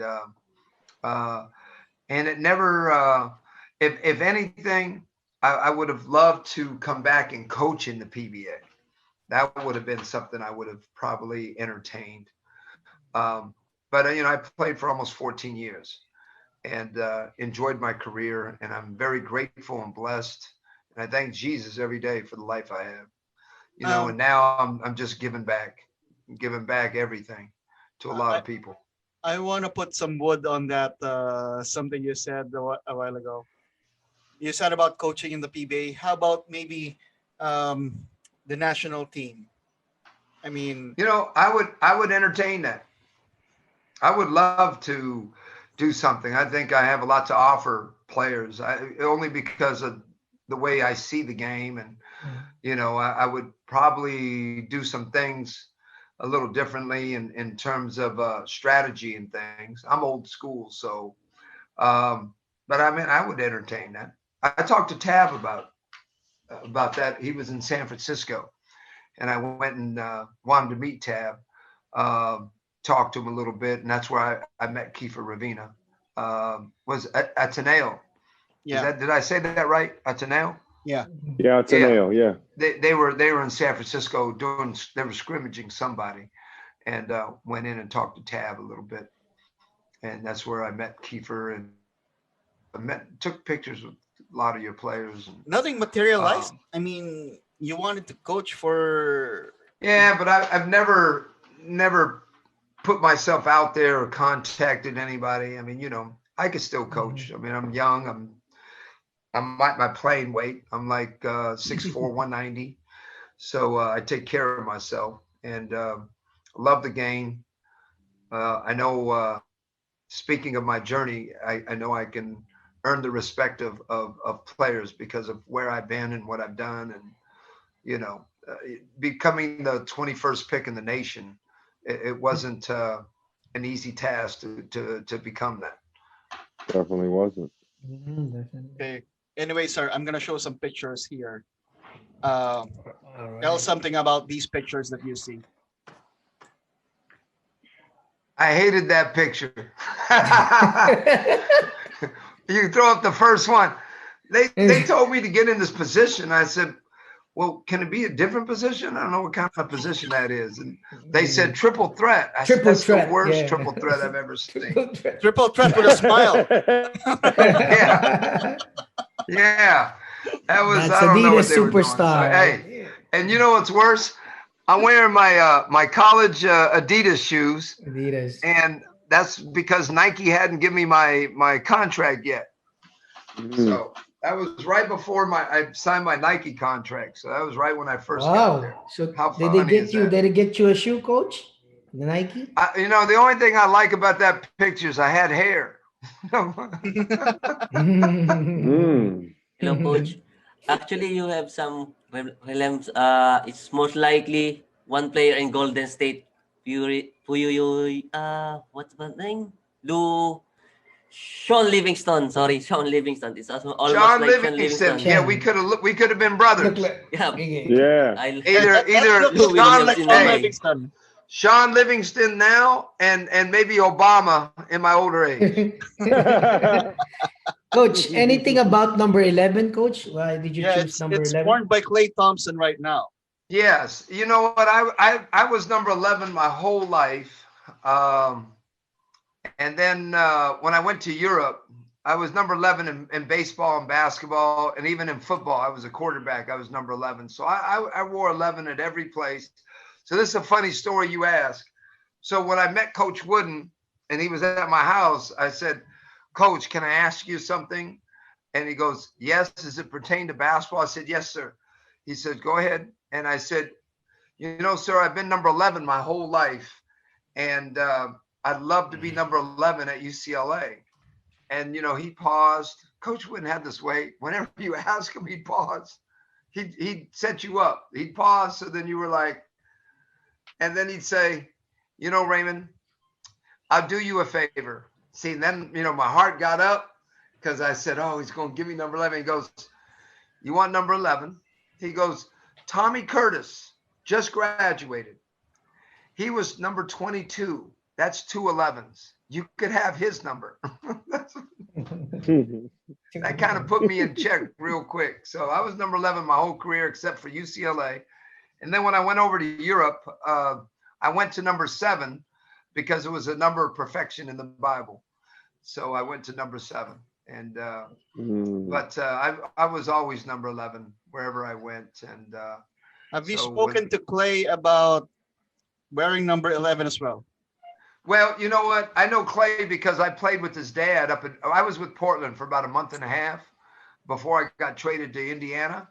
And so I played with Michael and Klay, you know, because of his dad, I'm close to Klay.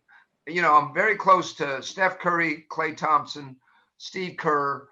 Those are the main 3, you know, with Golden State right now. But whenever I talk to Klay, you know, I don't ever bring up my number. I mean, you know, Klay, you know, it's kind of funny. Whenever anybody sees my jersey, I have some jerseys that I wear sometimes and my name's on the back and people come up and they go, "Do you know that the guy that wears number 11, his last name is Thompson?" I said, "Oh yeah."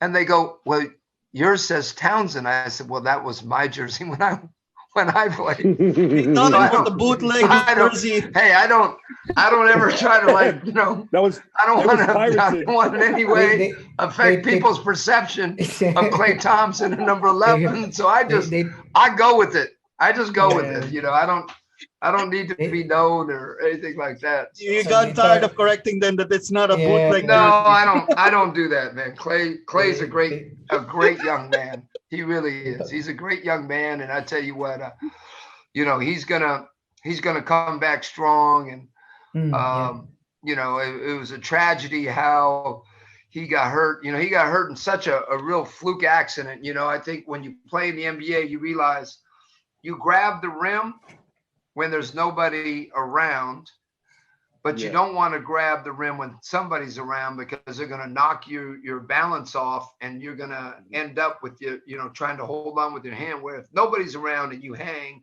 it's more for show.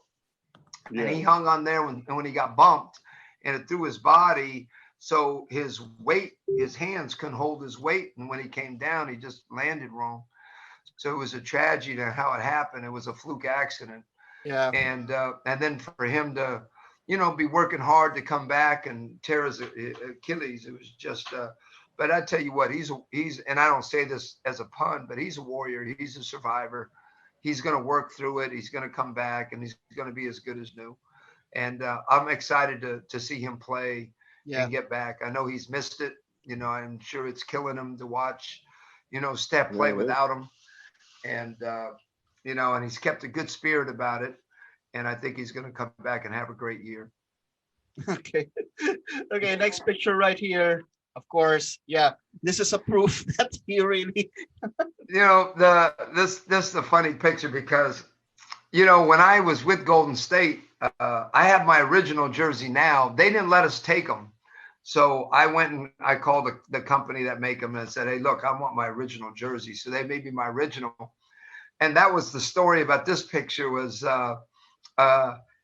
he told me that we never got a chance to keep our jerseys, which was truth. So they made me a jersey on one of the Filipino I do a lot of the Filipino heritage nights. I like to really represent the Filipino communities in these different places with these games and get a chance to meet a lot of my fellow kababayans and be the ambassador to bring the NBA to the Filipino people here at the NBA arenas. And I'm very grateful that the Warriors and the Clippers and the Hawks and some of these teams, and now there's like 16 cities doing it. Brooklyn Nets does it. The Brooklyn Nets do it too. Yes, the Nets, the Raptors. So I'm really happy to be a part of these events around the NBA. The Filipino Heritage Night, yeah, Filipino Heritage. Sure those are the dates that you mark on your calendar that they're going to be busy. Well, right now with COVID, it's not as busy as it usually is, but normally, usually my schedule is really nice. April through November, I am training players, and then November through May or through March, I'm usually doing NBA events. So I have the perfect life. Now, if they ask me to coach in the PBA or they ask me for the Olympic team or the national team, I might change that schedule.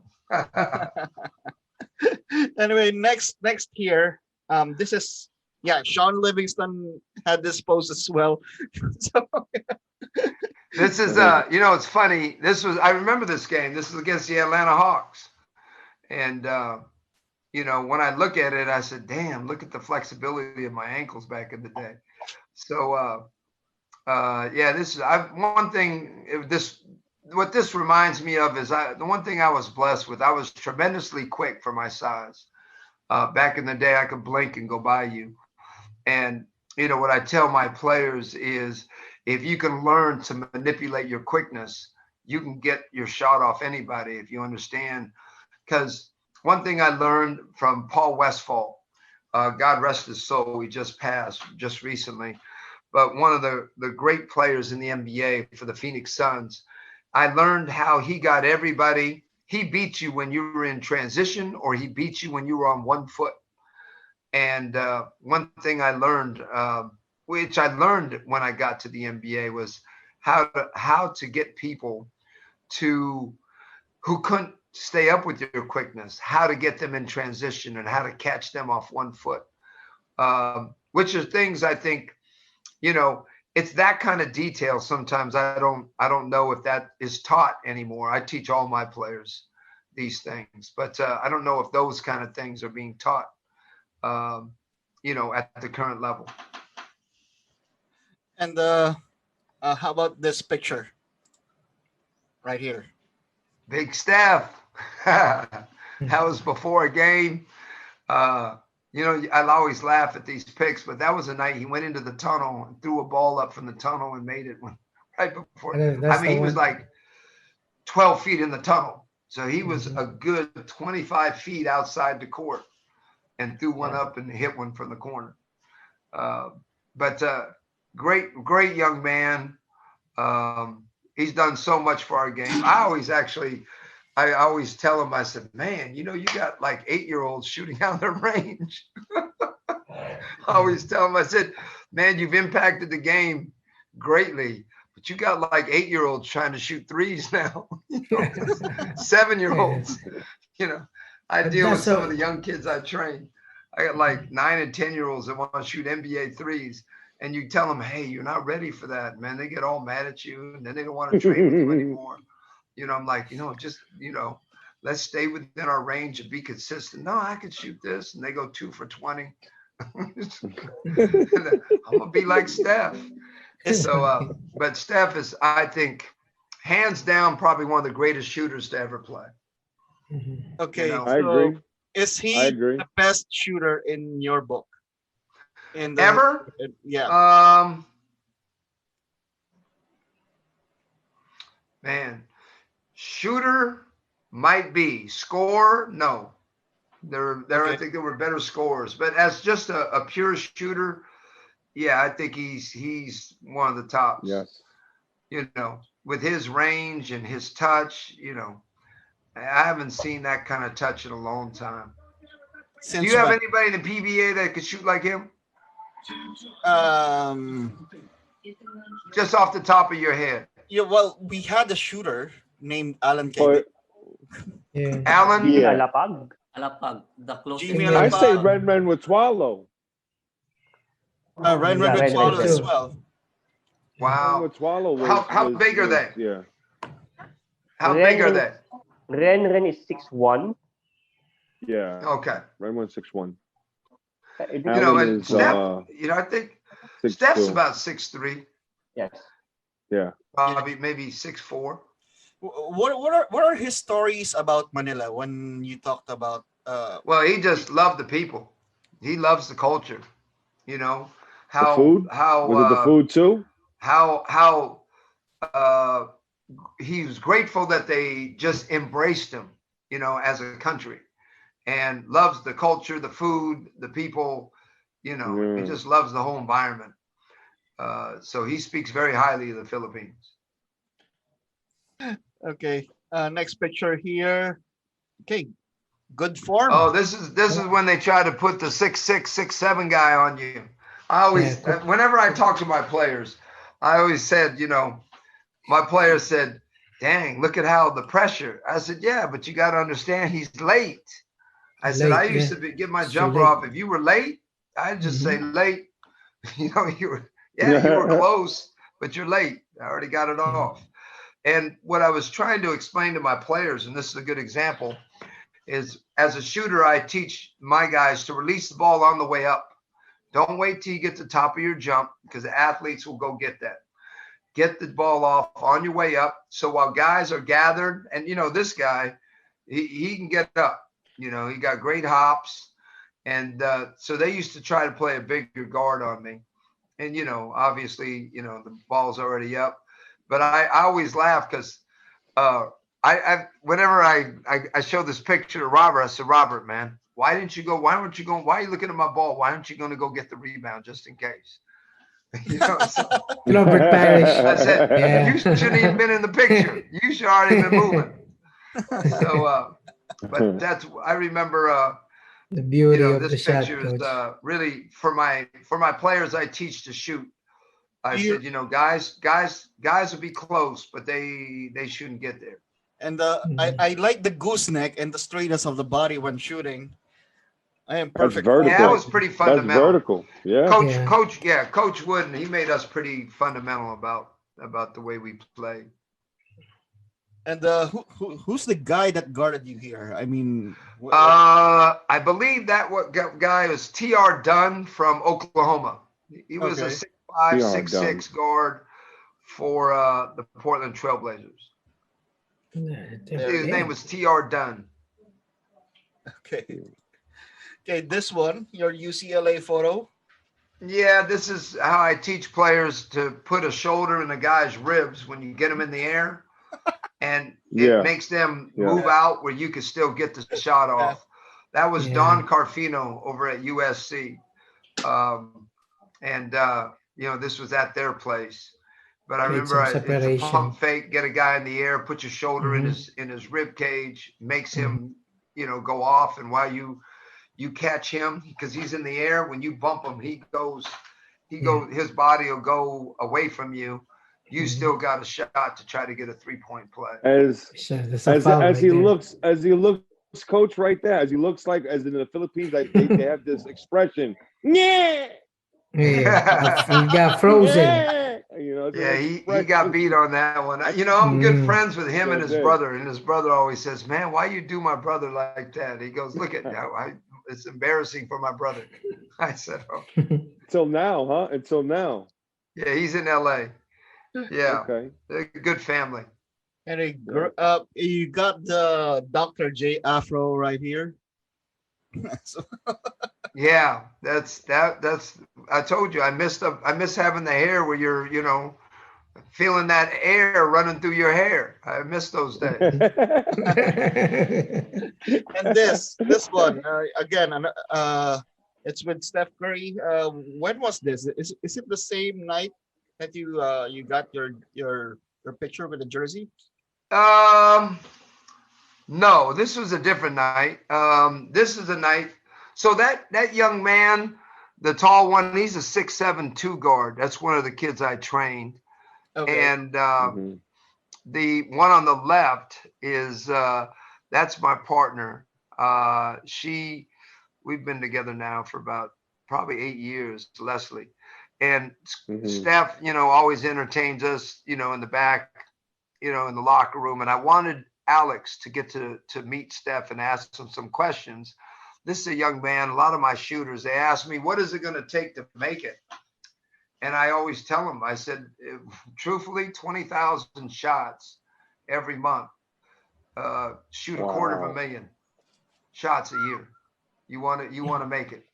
That's what I did. I said, and that's without a shooting machine. That's, having other guys, at the time we did, it was Roy Hamilton and Brad Holland, who were both first round draft picks at UCLA. We used to live in the gym. And this kid, after he met Steph, this was when he was in high school. He's a D1 player now at Cal State Northridge. But he was 250,000 makes. 250,000 makes per year. Wow. After this meeting. So that's why I always tell, you never know who you're going to impact, what way. Maybe it's touching the jacket of Steph that made him shoot like Steph. Something like that. I just told him he better get right next to Steph, and whatever's on Steph, better, if it can jump on him, he's set for life. Okay, thank you so much. Those were very interesting insights on those photos that we showed to you. But anyway, guys, we're about to wrap this up. Any last questions for Coach Raymond? Actually, I'd like to ask a question. I've been holding on here. I wanted you to share all night, Coach. Yeah.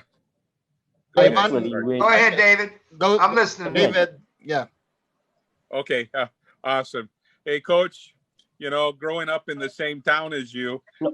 David first.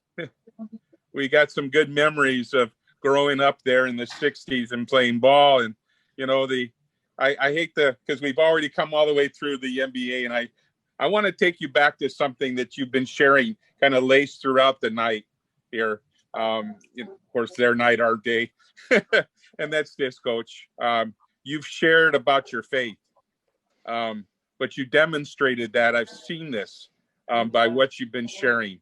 And that is you develop relationships, which I know that's something you learned through going through UCLA under Coach John Wooden, but also, can you share some of that personal faith? Because I can tell you that one of the biggest things I see here in the Philippines is we have good skill.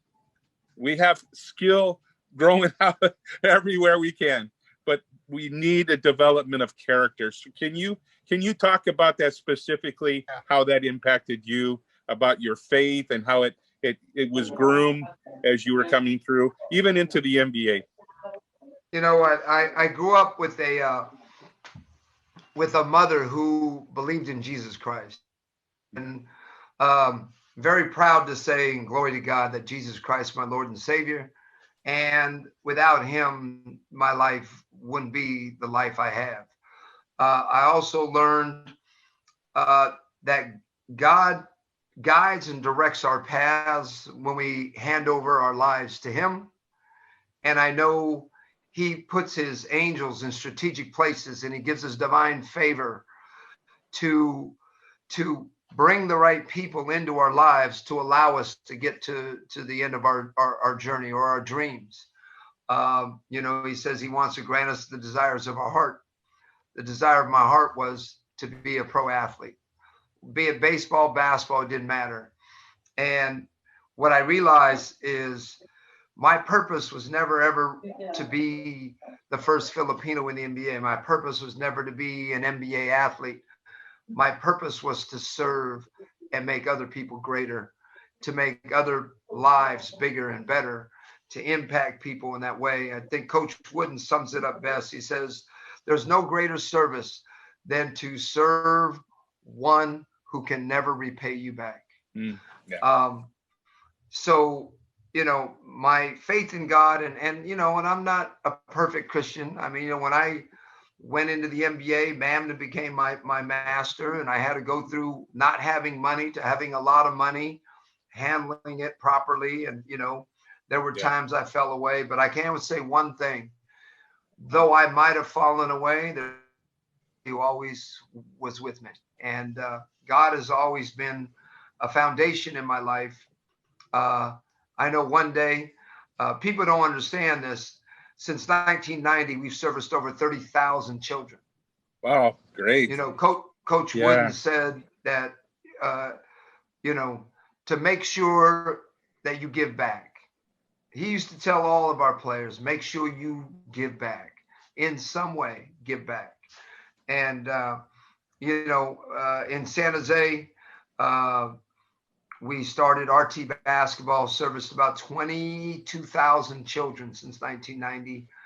I opened up a school for special needs children because I felt I just couldn't service the basketball children or the children with those kind of dreams. What about the ranch, the juvenile part of the kids, or the young men who got expelled from their schools? So I started a school during that time called Pinnacle Academy and serviced over 10,000 special needs children. A lot of them were emotionally disturbed. A lot of them were schizophrenic, bipolar. I can go down the list, other health impaired. But they were young people who needed somebody in their life. And what I found out is, how God's a father figure to us. I was the father figure for them, the one they never had. Especially in those situations. So God has just done some wonderful things for me. And because of that, even to this day, I no longer run the special needs school. I am basically enjoying my retirement, but I am actually serving to this day every week since the pandemic because God is good.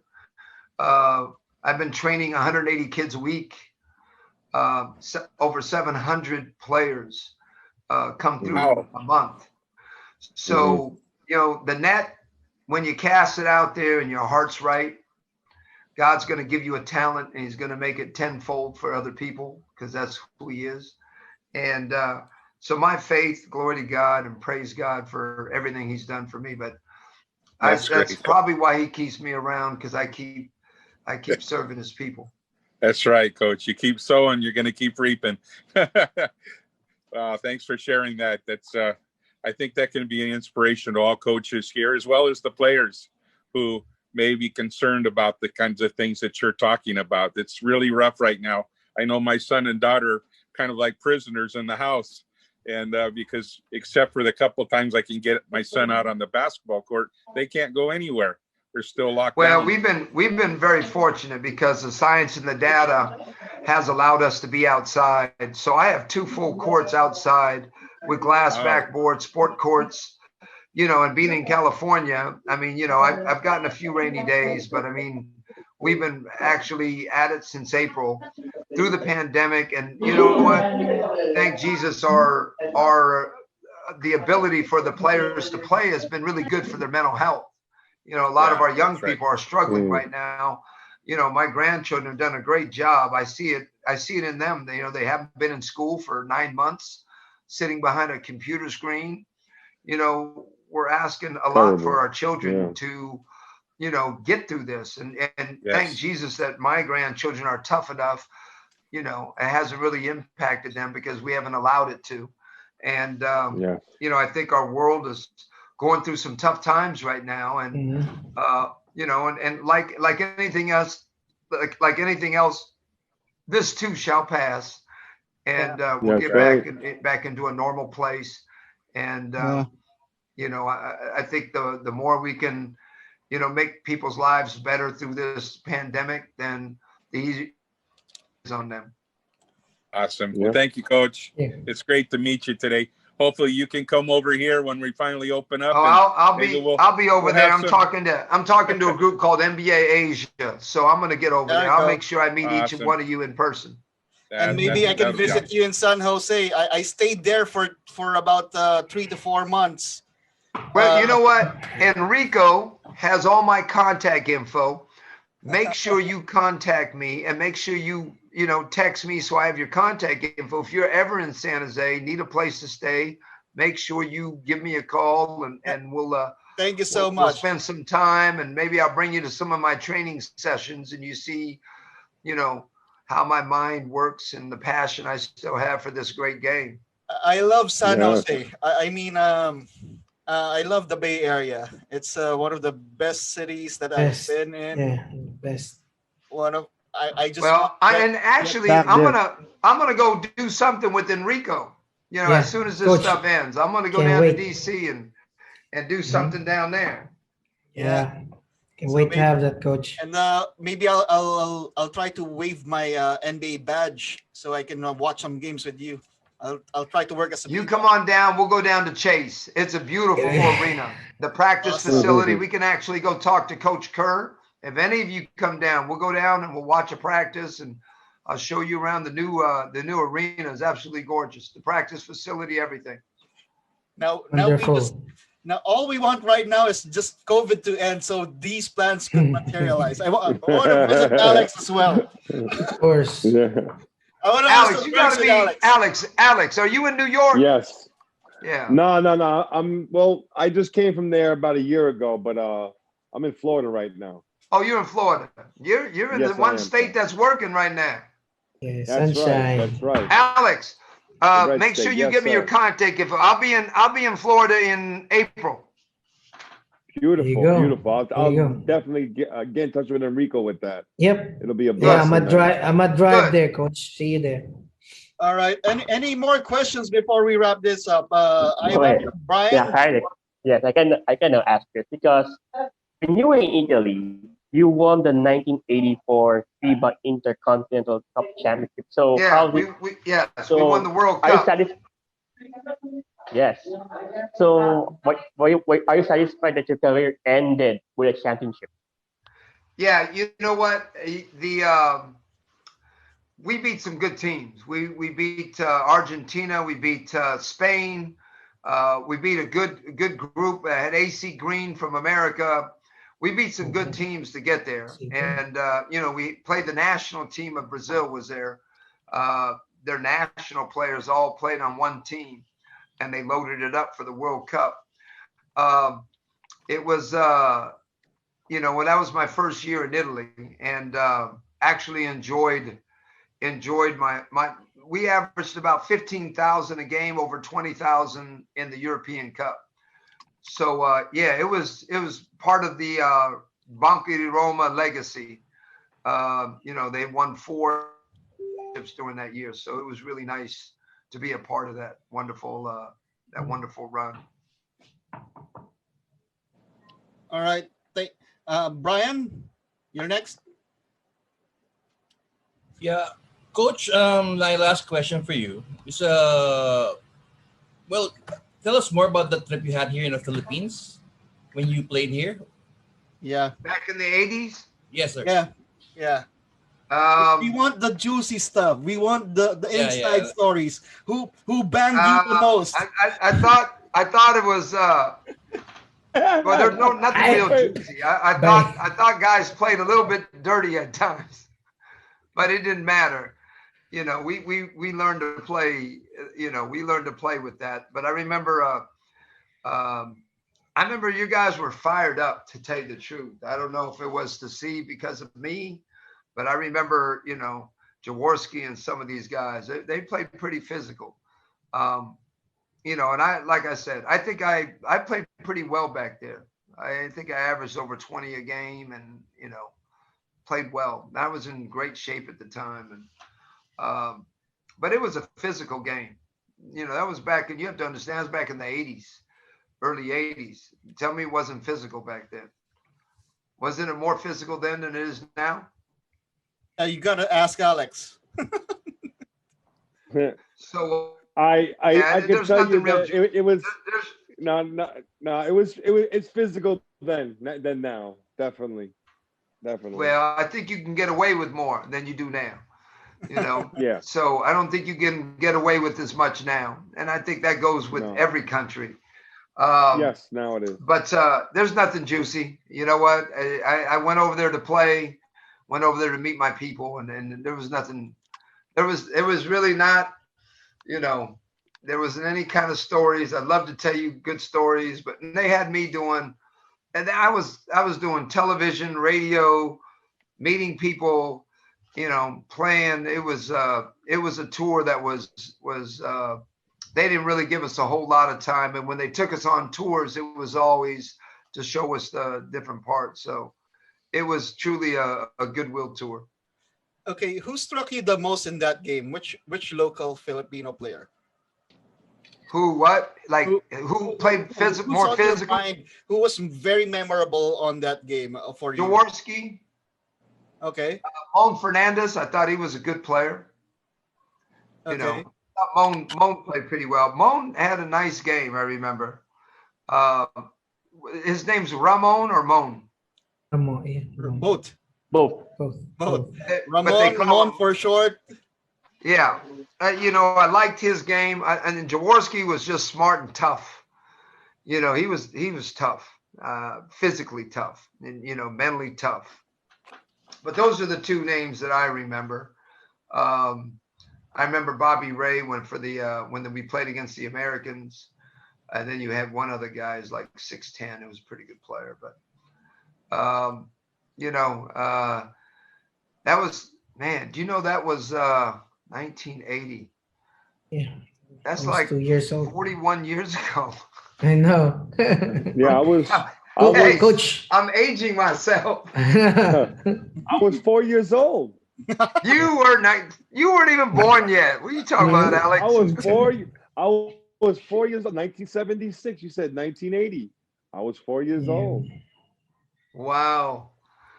Yeah. You're a young buck, man. You're still a young buck, Alex. Yes, I am. I'm learning a lot more listening to you, man. Trust me. Hey, well, you know what? I'm very, very grateful to meet each and every one of you, and look forward to the day we meet each other, which will be soon. Coach. But thank you very, very much for allowing me the platform and the freedom to share, and hopefully the things I had to say tonight, hopefully they'll be ingrained in some of your players and your people's hearts. Coach Raymond, you visited your hometown Batangas when you were here? Yes. Okay. Well, I went to Taal. I didn't go to Batangas City, just Taal. Okay, so what were the memories that you had there? How was the food and everything? Man, I'm telling you, it was primitive when I went through there. It was, back in the 80s. I tell you that we went through the jungle. There were people in huts who were living in the huts, and it was primitive where we went through. Mm. It wasn't, now I'm sure Batangas City and stuff like that, I'm sure that's a city now, but there wasn't, it wasn't, 40 years ago. Like when you tell me about Cebu, I remember Cebu because it was, the water was clear, the white sands. I mean, it was absolutely gorgeous. You tell me about Baguio. Baguio was a small little town. Olongapo. Wasn't Olongapo where you had the Navy base? Yeah, that's in and that Subic, was a small little, it wasn't a huge city, Olongapo, but the naval base was, nice place to go because everybody could buy things and not pay any taxes and stuff. So I remember, some of these places. I know they were talking about when I go there, they want me to run 2 clinics in Manila, one in Cebu, one in Baguio, and one in Batangas City. That's what they're talking about 5 to 7 clinics. I'm trying to get Steph to come with me, getting the rum company. What is it? Tandaway. trying to get them to Tan sponsor Dua, the yeah. trip. And Yeah, but not just Cebu. Come to Bacolod. Tandua. You should come to Bacolod as well. They got the That's best right. chicken. Yeah. We'll do So some ministry time. I'm trying to put together a tour with Steph to come back over there and There you do go. something. So. that would be nice. There you go. Oh, But I got did say yourself a one thing. bodyguard. I'm going to have a You got company yourself a bodyguard. make all of my uniforms, my original war uniform with the Filipino flag right in the That was corner, nice. and let people know that, you know what, I was the first. Yep. And There you go. and allow them to right. know a little That's bit right. about, somebody that set the pace for their future of all their players to play in the NBA. Yeah. Okay, I think Brian still has one question, and he would like to trace back to your UCLA days. Yeah, All right. I've noticed I've been seeing a lot of NBA players from the UCLA with so much players to go through. I would like to ask you if you have the top 5 players on your list ever to come out from UCLA or in the NBA right now. Well, number one would be Kareem, right? And right behind Kareem has to be Bill. Man, after that, and we're talking about current players also, right? Like, Kevin Love and, I think Reggie Miller has to be one. I think he's got to be there. I think Marcus Johnson has to be one. That's 4. The last one.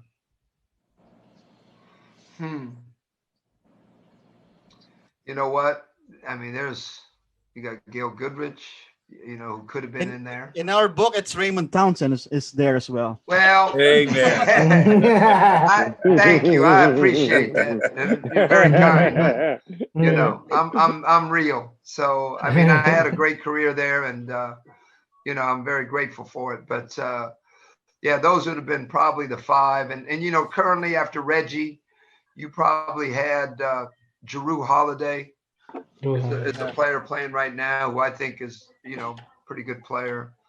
Very underrated. Underrated. There have been so many players, In fact, I don't know if we're first or second of all the players to ever play in the NBA. I know we got to be one of the top 1 or 2 of NBA players to ever play in the NBA. I think UCLA's got to be either 1 or 2.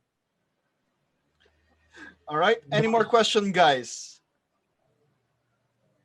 Well, I mean, Coach, just want to say, thank you. And, it's a pleasure to see you, Coach, and then giving us a, chance to, talk to you, Coach. And can't wait to see you here in DC. Yeah. Thank you, Enrico. Anyway, we will. Okay, this is the time that we say our thank yous. Any people that you want to greet who are watching this what do you call this Aldrin webcast. This webcast.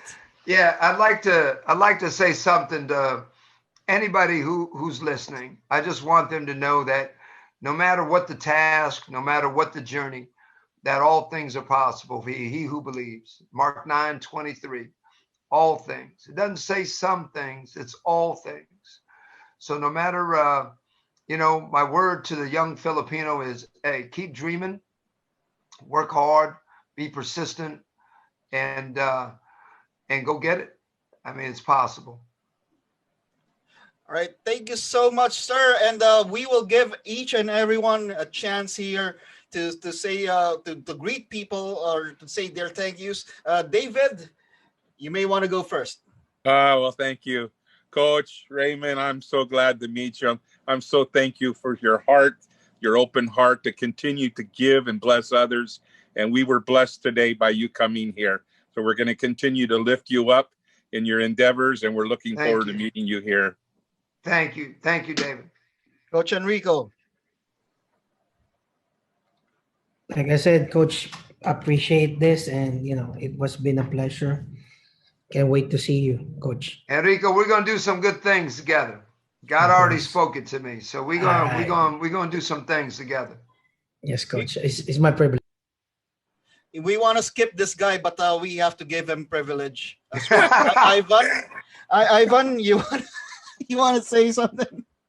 Not again. But anyway, thank you, Coach Raymond. Yes, you are really a buyer breaker for Philippine basketball, and I want to say thank you as well to everyone who listened to us, and thank you as well to the host for the opportunity again. And there, thank you very much. Thank you, Ivan. Thank you. You're welcome. Thank you very much as well. All right, our YouTubers, PH Sports Bureau. Again, it's a pleasure to be here with you guys, and thanks, Coach Raymond, for your time and putting Filipino in the map of basketball world. Thank you so much, and keep safe. Thank you, PH. Actually, thank you, Sir Raymond, from the town of the Brave, then sent to the NBA. So I just mix up the name Townsend from the town of the Brave and then sent to the NBA. So thank you very much, sir, for the opportunity. There you go. Maraming salamat. Salamat din ho. Yun ho. Sa Batangas ho. Salamat din ho yun. The Godfather, Brian Yalong. Yes, Coach Raymond, it's a pleasure interviewing you, asking those questions, especially about the NBA and everything. Thank you so much for gracing us. Hope we can chat again soon.